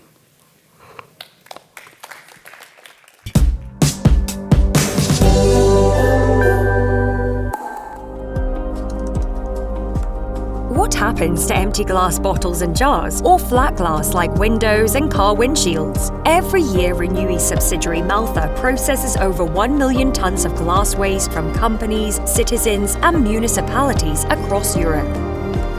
Through advanced methods and technology, we reproduce glass waste into high-quality secondary raw materials. Flawless for any customer in the glass industries, and an important task because our glass cullet and powder products can replace virgin materials, offering a more sustainable and environmentally friendly solution. Glass is endlessly recyclable without loss or quality, and our ambition is to give every bottle, every container, every piece of glass new life.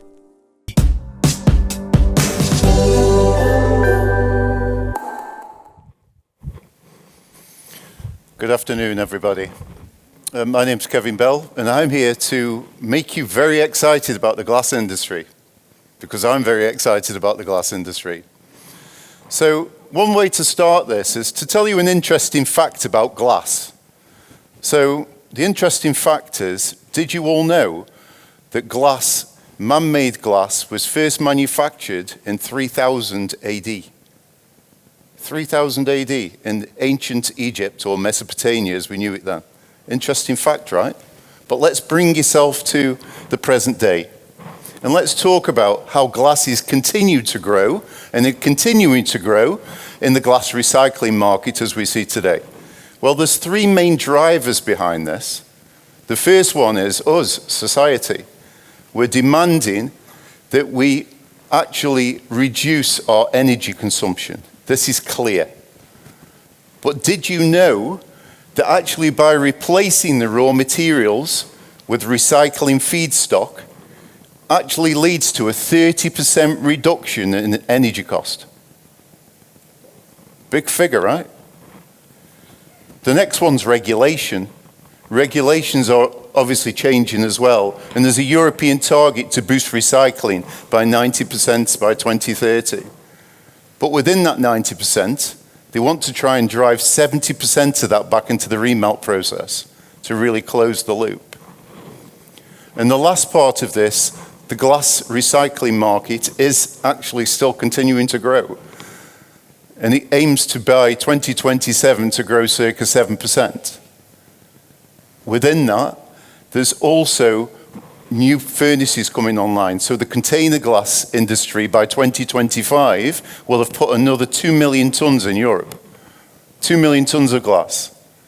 In the flat glass recycling market, where there's some huge advantages for us in that market, will also grow circa 9% within this time frame as well. And also the fiberglass market aims to be just over 10% by 2027. So a growing market. So, who are we? Who is Maltha? Well, Maltha, in the countries it's currently operating, is a leading glass recycler. And as Otto mentioned before, Renewi is obviously the major shareholder of this group, and this is a joint venture with another company called O in Illinois, who's an American company, container glass company. So what do we do? Well, basically we recycle flat and container glass into other products that we can use back into the glass industry. But how are we doing that currently? And what's really leading to the growth that Otto showed you on the map previously, where we're in the top right-hand corner, right? So what's really driving that? I'll just give you a couple of examples. The first one's about client collaboration. Really working with the clients, not doing a deal for 12 months, 18 months. We're talking about the future together. Their sustainability plans, our sustainability plans. How can we reduce, make the quality better of the feedstock? And therefore we can help each other reduce the carbon effect. So it's really engaging with the clients and doing a longer term strategy together. Another element to this is recycling glass into glass. What does that mean, Kevin, you ask? Well, it's really closing the loop. So there is industries that we currently send glass into where it's classed as recycling. But that recycling might not come back for 10, even plus 20 years. Actually, by some of the innovation we're creating, it actually gets the glass back into the glass industry where typically we would send it into other industries. And the net effect of that is we get the glass back on average in 18 months. So therefore we can keep bringing it back and round and round. And you can see the geographic locations of our sites currently. And we're doing just over 1 million tons of glass recycled in these facilities.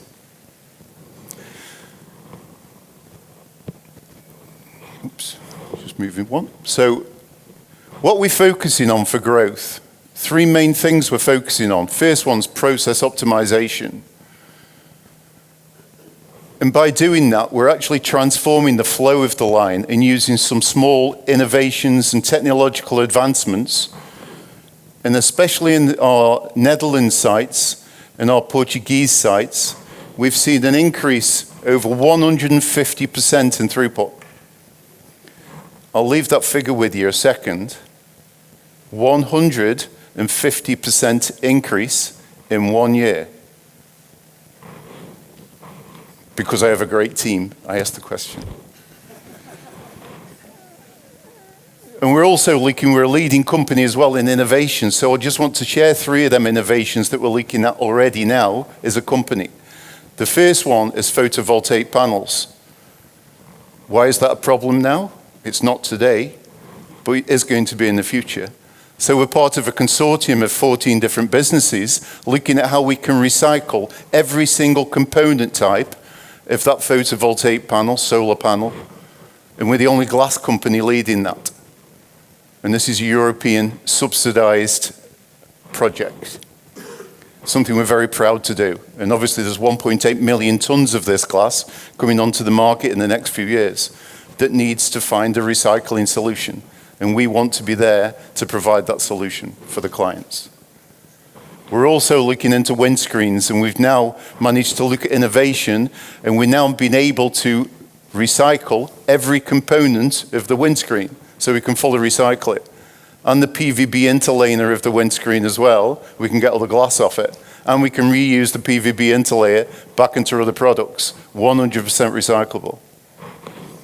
And the last part of that, which is usually a byproduct of the glass recycling process, where you use the basic fine fraction of the process itself by the sieving mechanism, is usually used either into different industries, i.e. construction, aggregates, or sometimes, worse still, and it still happens today, believe me, it goes to landfill. We've actually provided a solution for that very recently, where we can now reuse all of this back into the glass recycling process and back into the furnaces. And the last part of this is, by doing all this, we want to expand. And we're looking in areas where we currently are, and we're looking at areas where we're currently not. And that's what we're trying to do. Look for opportunities all the time where we can add value to the clients and to our business. So what does all this mean? Well, it means, as our colleagues have just said before, we have a revenue increase over 60%, which in figures comes to 40 million by doing all the great things that we said we do with innovation and so forth. And for an environmental impact, what does that mean also? It actually means that we avoid in the last year 225 kilotons of carbon avoidance. But did you know that's nothing in comparison to the substantial reduction you see by using glass back into the furnace as much as you can that avoids the manufacturer's carbon footprint as well. It helps that entire process, and that's a bigger figure that we don't use here today, but it's a very big figure. Before I hand back to and pass on to another very, very good-looking presenter, I'd just like to finish how I started, which is to do a nice, important, fun fact for glass. Glass recycling. Did you know that can replace 95% of the raw materials used in the melting process? 95%. As long as the quality's good enough. Disclaimer. Really appreciate being able to present to you today. I hope you enjoyed the presentation. Glass is very recyclable. It's been here 3,000 years, since 3000 BC. It's been here a lot of years, right? It's going to be a lot more years after us as well. It's one of the ones that is highly investable. I will pass on to my next colleague, Jan, who will talk about organics.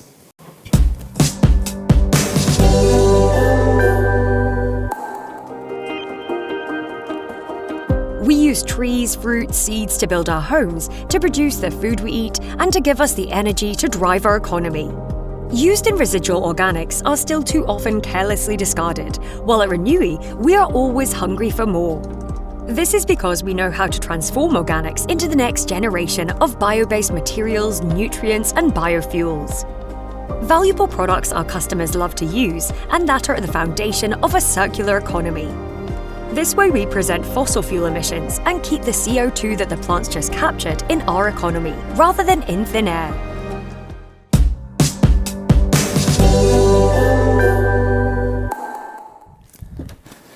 Great. Thank you again, Kevin, for the coveted compliment. But before we move on to the best-looking colleagues of today, let me share with you a very attractive story about organics. So these are organics. This is what we mean with organics. We have the greens. These are the fibrous materials, like stalks and grasses. They come from horticulture or public spaces. We have food waste coming from consumers, coming from retail, and also the food industry. And then there's wood, coming from construction and demolition, like Jan-Pedro shared with us, but also coming from packaging and logistics. Now, most of these organic materials, they are being discarded after only single use. And of course, that's where we, as Renui, see opportunities to make new, valuable secondary materials. Like with our other secondary materials, they are great to help our customers avoid carbon emissions. But organics, they have another trick up their sleeves, because our organics are literally grown out of CO2. They are like solidified carbon. Now, when we turn this solidified organic carbon into long-lasting, well, for example, building materials, that is a perfect way to keep the carbon stored for a very long time. And we can do this at scale. Because in the Benelux alone, we are looking at 15 million tons, more than 15 million tons of residual organics available. So this is our inbound market. And then there's the outbound market, which is already vast, but which is also growing. Take, for example, the Dutch ambitions to have more than 3 billion cubic meters of green gas by 2030, made from residual organics. Then there's the chemical sector.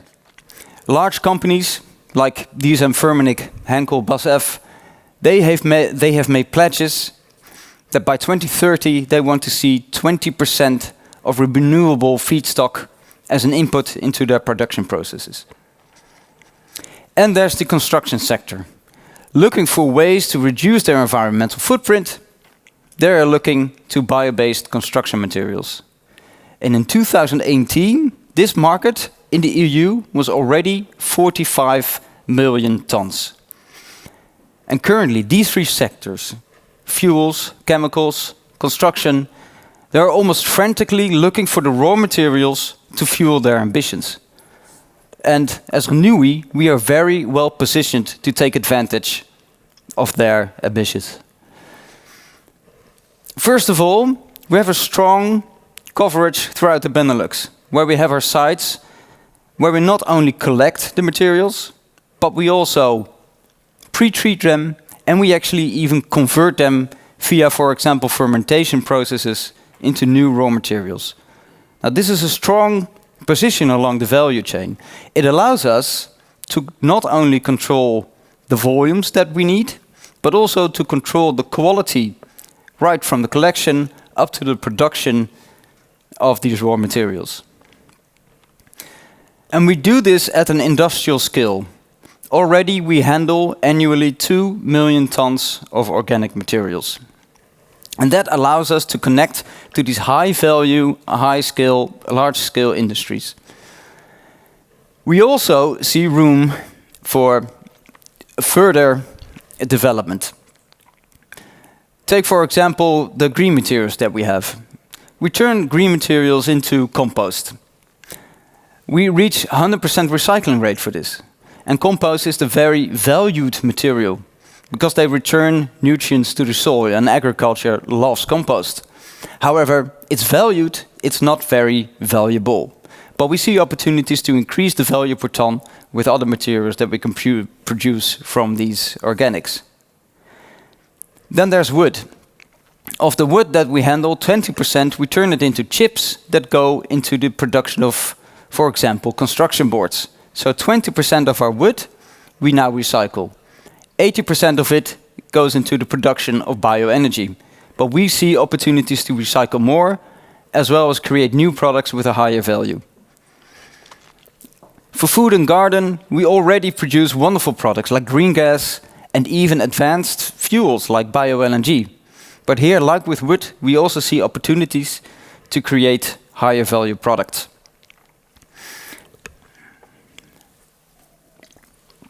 And we will create this additional value with three main development routes. First of all, for compost. For greens, we will shift from producing this commodity compost product to creating functional fibers and organic fertilizers. We are now developing a chemical separation process where we can separate the fibers from the stalks and the nutrients. And then we can supply these fibers to our partners that then turn them into construction boards or even vegan leather. So these are higher value markets for our raw materials.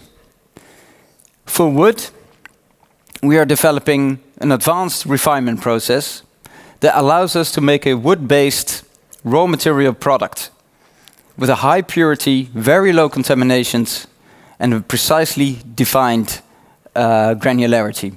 And this allows us to supply this wood product to new biorefining industries like our partner Vertoro, who turns wood into biochemicals made to used to make, for example, bio-based asphalt, coatings or biofuels. Again, high value markets that connect to our raw materials. And then there's food and garden waste, where we take it one step further. Because not only do we develop the pre-treatment processes, but together with our partners like WW and PAX, we're also developing advanced fermentation technologies that turn food waste into biochemicals that can be used to make bioplastics, ingredients for detergents or personal care products. And again, the theme continues, high-value products connected to our raw materials. And it's a high value indeed, because if we combine these 3 development lines and we see what the combined impact will be, we are looking at doubling the revenue for our organic streams. We are looking at a revenue increase of 100 million. And this is driven mainly by the developments in food and wood, the new raw materials that we develop there, and it is driven by increasing the value per ton. But like we've been stating, it's not just about the financial impact. We also want to achieve an enormous beneficial environmental impact. And with organics we can do so. We already do this. Because with our current organic activities we already achieve carbon avoidance throughout the chain of 550 kilotons. And this will only increase. Because we're going to recycle more, because we're going to create products with a higher carbon avoidance, and we're actually going to keep the carbon fixed in the organics, we're going to keep it stored. So that's what we're going to do, and that's the impact of organics. And with that, I'd like to give it to Kim for plastics. Thank you very much.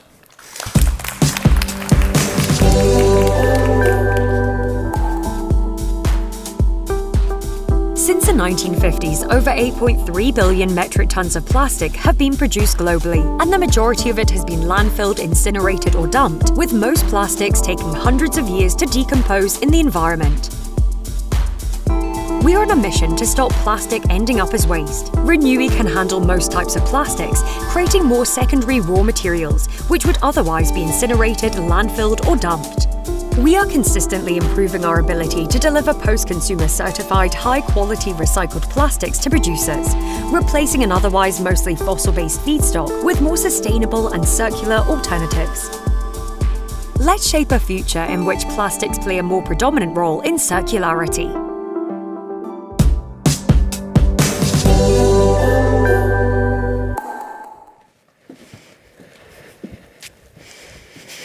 Yes, plastics. You only have to open a newspaper these days if there is some article describing something about plastics.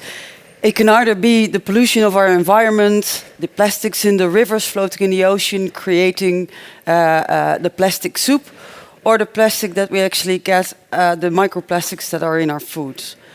So there's a large societal debate today about the use of plastics. At the same time, we can't seem to live without plastics because plastics are keeping our food safe.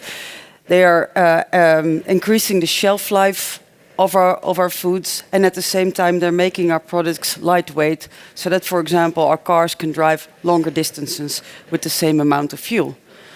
So we don't want to get rid of plastics, but companies like Coca-Cola or Nestle, Unilever, they have said we really want to look again at our plastic usage and want to reduce the amount of fossil-based plastics that we take in. We want to replace the fossil-based plastics with recycled plastics to keep them out of our environment. And it's not only the voluntary commitments being done by brand owners, it is also the European Commission that is setting in place legislation to get more plastic recycled and also to create a demand for recycled content in plastic products. So European Commission has already said we want by 2030 55% of all the plastics being put on the European market in packaging need to be recycled. And for every ton of plastic packaging that is not recycled, each member state has to pay €800 as a fine. But not only the recycling part, also the demand is stimulated, so they're debating a mandatory content of plastics in packaging of 10 to 30%, and for cars that will be around 25%. This legislation is still under debate, but we're very confident that it will become a reality soon. This ensures that the demand for recycled plastics is going to more than double in the upcoming years. And it's not going to be demand for low-grade plastics that will end up in flower pots or in garden furniture. It's going to be high purity, high quality plastics. And as Renui, we are very well positioned for that, as I will show in this presentation. So last year we've already collected, converted and processed 100 kilotons of plastic within Renui. You can see our footprint on the slide. There's two examples that I want to show you, and one is the first one is the collaboration that we have with Electrolux, where we managed in our collaboration to develop an inner liner for the fridge that contains of 70% recycled content. And it's not the outside, it's the inside, and the inside is much more difficult because that plastic needs to be approved food contact. It has to be safe if you put your food in the fridge that there's no contamination coming in your food.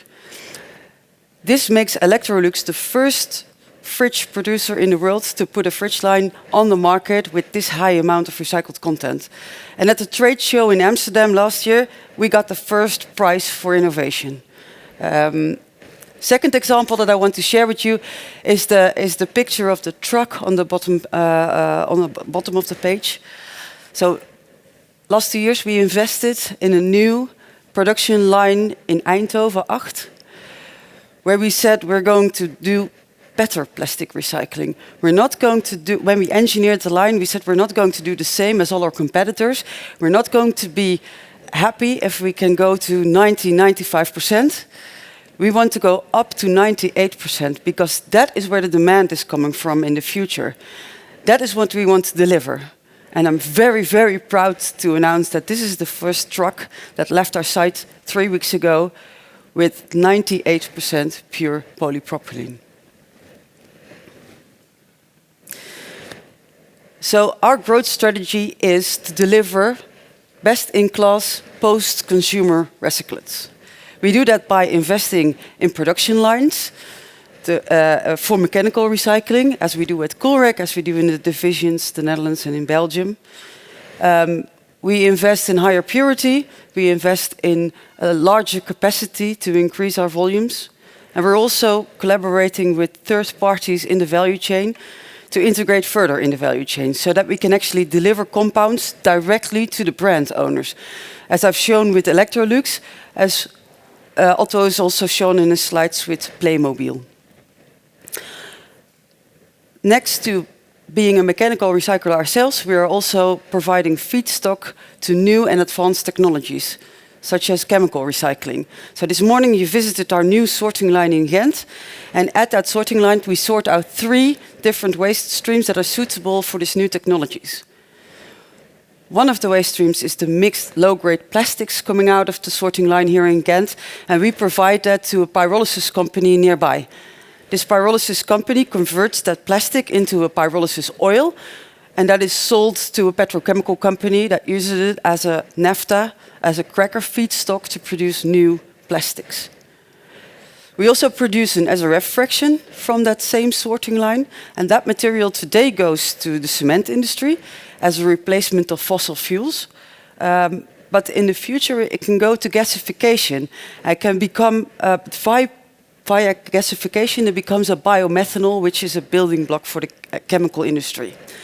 And last, we produce a biogenic stream that is contaminated with a lot of plastics, which is very much suitable for a partner in the Netherlands that can make bioplastics from that. Also to replace the use of fossil-based plastics. So all these activities I've just told you make sure that we are confident that we can double the amount of revenue for plastic recycling within Renui.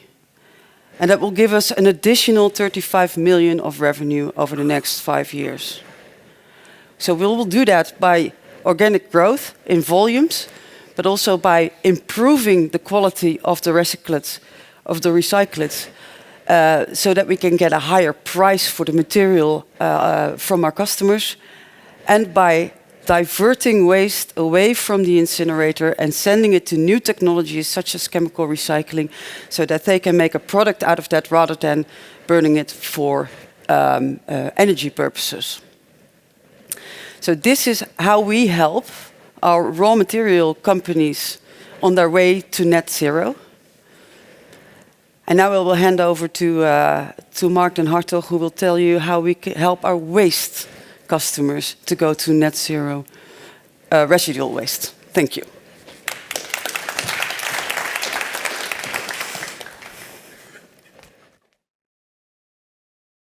Thank you, Kim. Ja, zeker.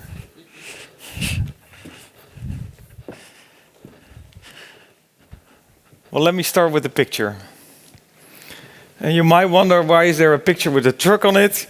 And probably the second question is, and what is that truck doing in that building? Well, it's actually not about the truck, it's about the bins on the left side. I know we have to be humble sometimes, but those are waste separation bins in the headquarters of Pekar DAF, one of our large zero waste customers that we have in the Netherlands. And that's actually what I'm going to talk about with you, about our zero waste services business. It's a small but fast growing business, about 25 million euros today, which we're going to grow dramatically, I would say, but more to come on that. What's that business about? It's everything ranging from consulting our clients on how to deal with zero waste. It's about the sales and placement of collection bins. It's about in-house management with our own staff deployed at our customer premises, adding that all up. And what's then zero waste? Well, zero waste is ultimately striving towards zero residual mixed commercial waste. And as you have seen this morning, there are huge amounts of residual waste, and it's a complex stream to manage. The advanced recycling investments we do are going to tackle a lot of that and will allow us to take significant amount of material out of that residual waste to actually valorize that into new materials.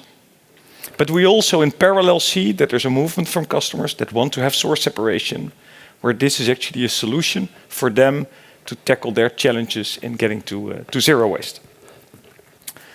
We already talked briefly earlier at the session about the framework in the European context. Well, here, obviously, it contributes to some of the same objectives around the ability to recover more materials from waste. As Jan-Pedro already alluded to, the cleaner the material is, the better it is suitable for recovery and reuse, but ultimately also avoiding waste to get diverted or incinerated. For our clients, there are probably three things that matter there. It's, first of all, the awareness that is increasing around the waste they generate, the waste they produce. Second, I think also the willingness of clients to actually act upon that.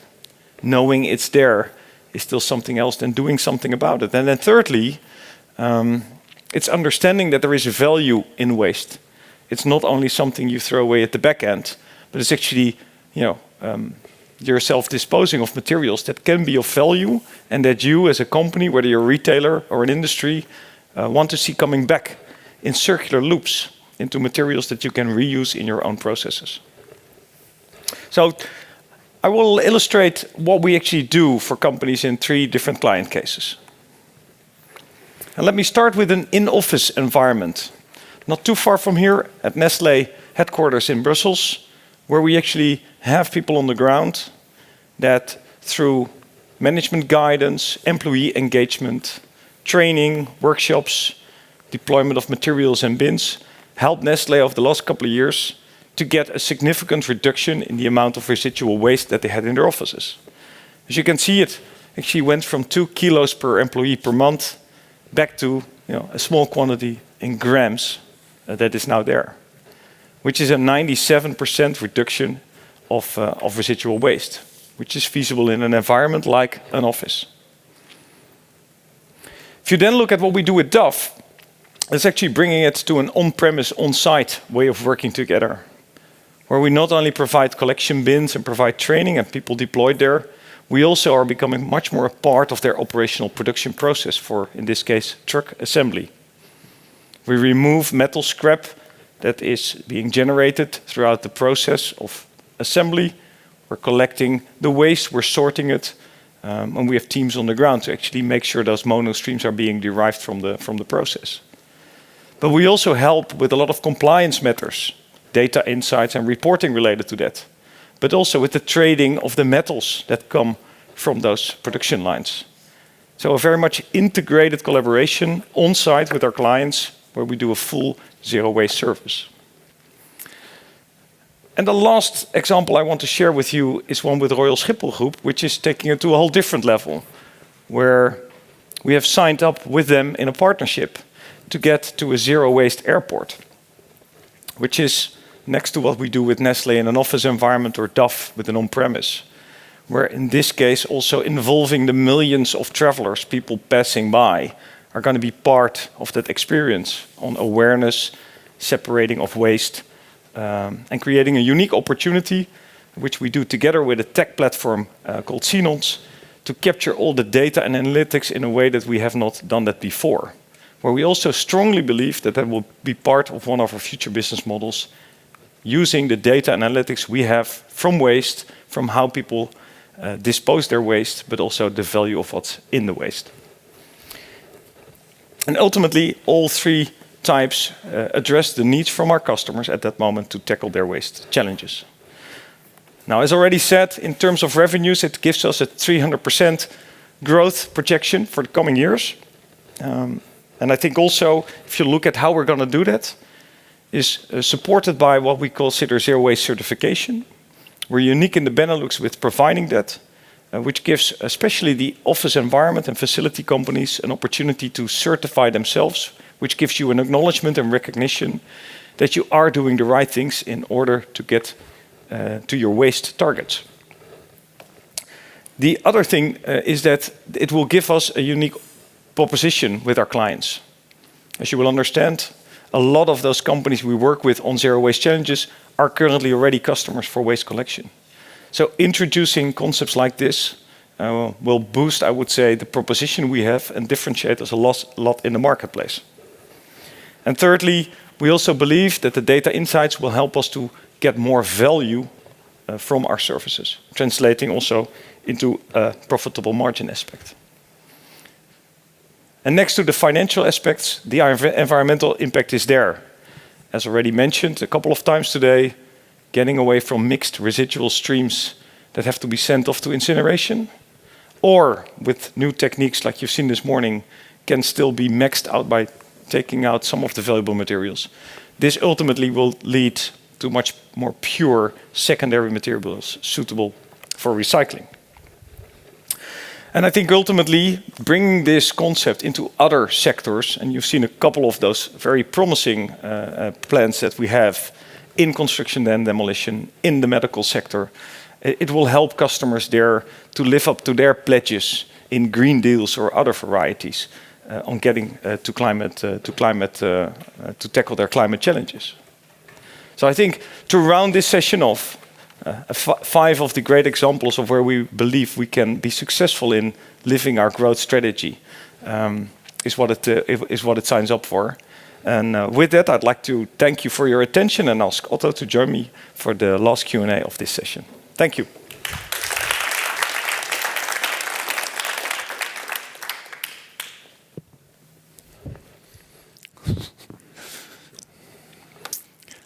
Let me start with a question from the online audience while the audience in the room still has some time to think through of their questions.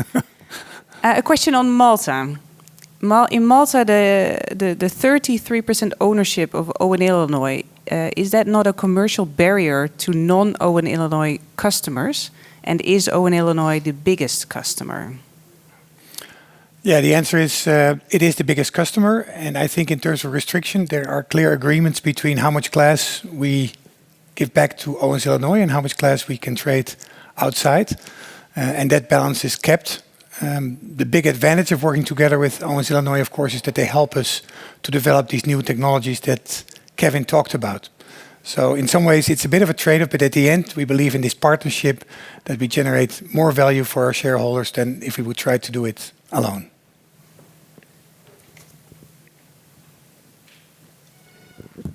Question from the room. Great, thank you guys. Callum Basti from Berenberg again. Would you mind talking through the level of capital investment that you think you'll need to make over the next 5 years to hit all of these growth ambitions? And then related to that, it would just be helpful to understand how you model the returns in these areas where the value of the output recycling materials is less predictable. How do you kind of manage that in the capital allocation decision process? Very good questions. I think, first of all, and I think we alluded to this several times, at Renui we look at every investment and we compare them to each other to look at this returns of minimum of 16%. And so in a way these compete partly against each other because of course when we have a choice we would look at the highest returns first. In terms of the total capital required, we have, and Annemieke has shown that what we are changing now in terms of our policy is that we're not automatically freeing up capital upfront a certain amount. I think in the last 2 years we talked about 50 million a year on growth capex. And if you look at the first 100 million, we think it would return at least 20 million of EBIT over the years after these plants are on stream. So roughly a 20% return. What we are changing is that we are saying, okay, we first look at our free cash flow and then we have this allocation policy. We took the example, I think, of 100 million of free cash flow if you take the 40% conversion, which would lead to, if you take 30%, it would lead to 30 million of new capital that we would deploy. So as we grow, I think we can deploy more capital to these new initiatives. But in the meantime, of course, we have to be somewhat strict in terms of where we deploy capital. Now, long term, if some of these opportunities become truly breakthroughs or exciting, we can, of course, always look at our shareholders to see what else we could do to further fund some of these opportunities. But for this and for the next couple of years, we believe we are fine with what we have today. If I can maybe add to that, as you've seen in the presentation from Ernst-Jan on organics, for example, there's a lot of novel and innovative opportunities to upgrade the value from the materials. The approach we take is very diligent, so we work with partners, but ultimately let them do a lot of the technological readiness steps to get it to a level where it's also much more secure for potential investment in capital to build installations. This is also how we've done it in the collaboration with Nordsol and Shell when it comes to bio-LNG, to make sure that ultimately we're a partner that helps to incubate without necessarily to have to put in capex and provide much more support and market access to valorize it. Thank you.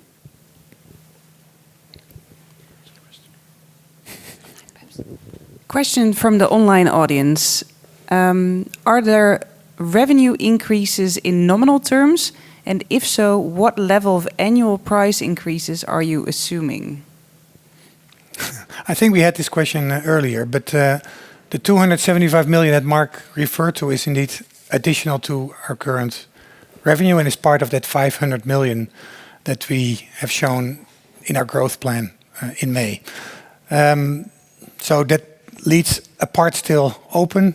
I referred this morning to site in Ghent and the sorting of residual waste, which is one of the biggest opportunities we may have, but today there's not yet legislation to support it outside of Flanders.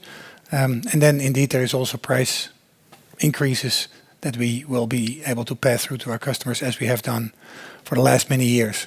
But of course, depending on inflation rates over the next 5 years, that percentage will differ a little bit from what we have seen in the last 2 years.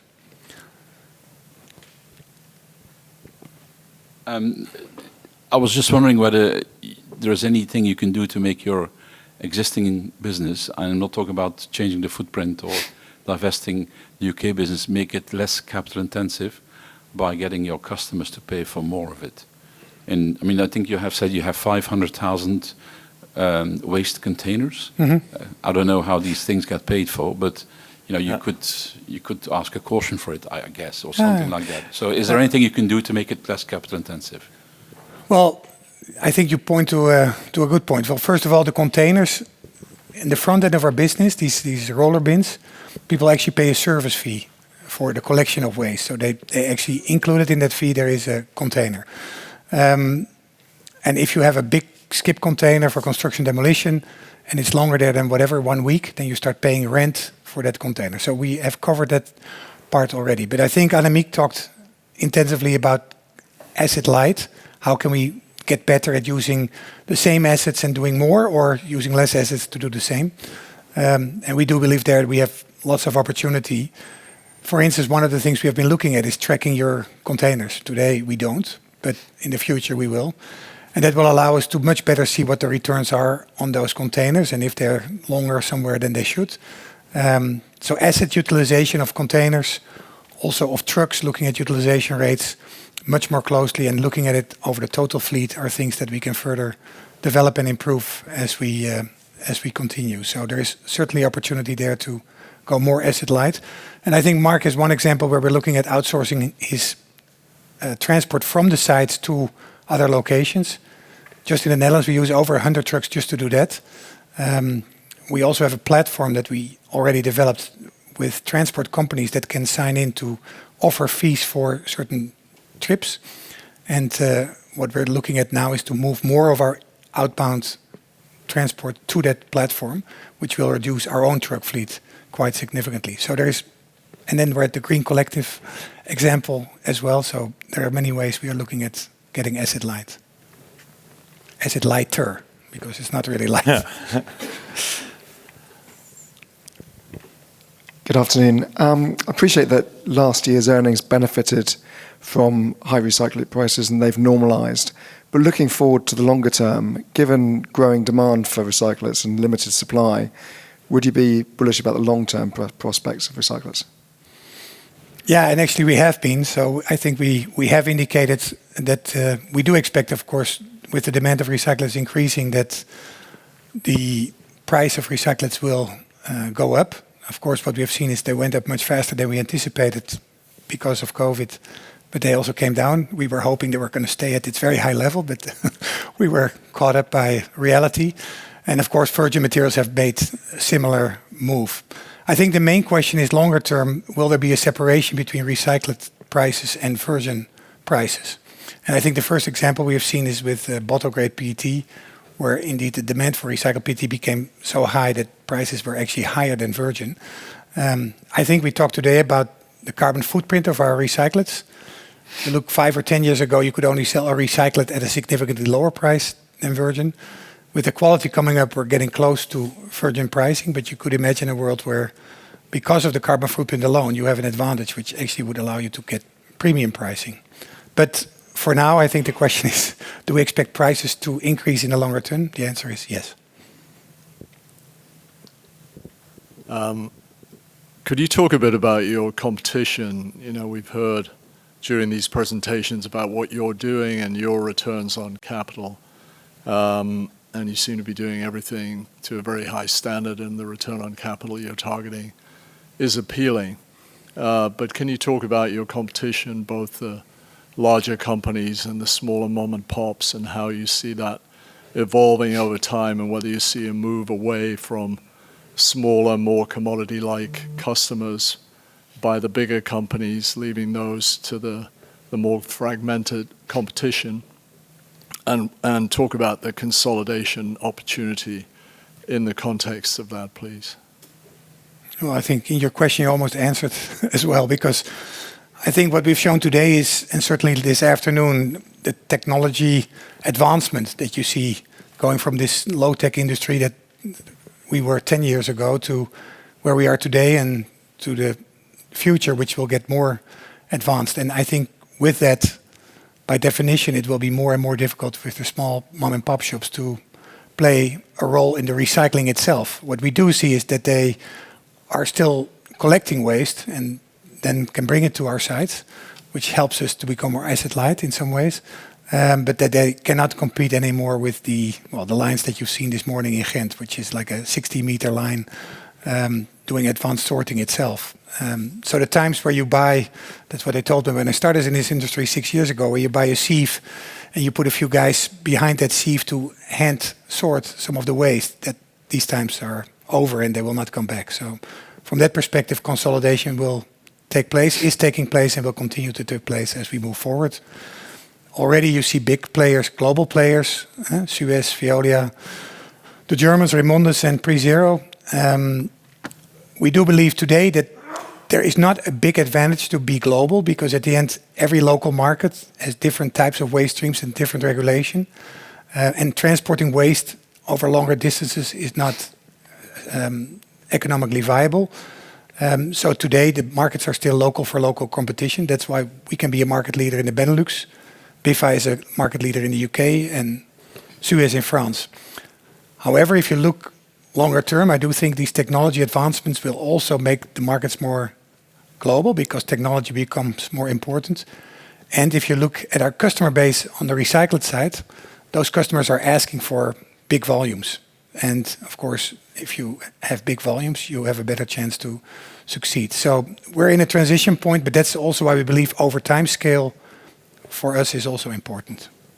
I think if I can add one thing on the national footprint, for example, in the Netherlands, I think we're uniquely positioned given our nationwide coverage and our proximity when it comes to logistics hubs in the big cities, as well as the large recycling sites where we've got great permits outside the net. I think that currently differentiates us.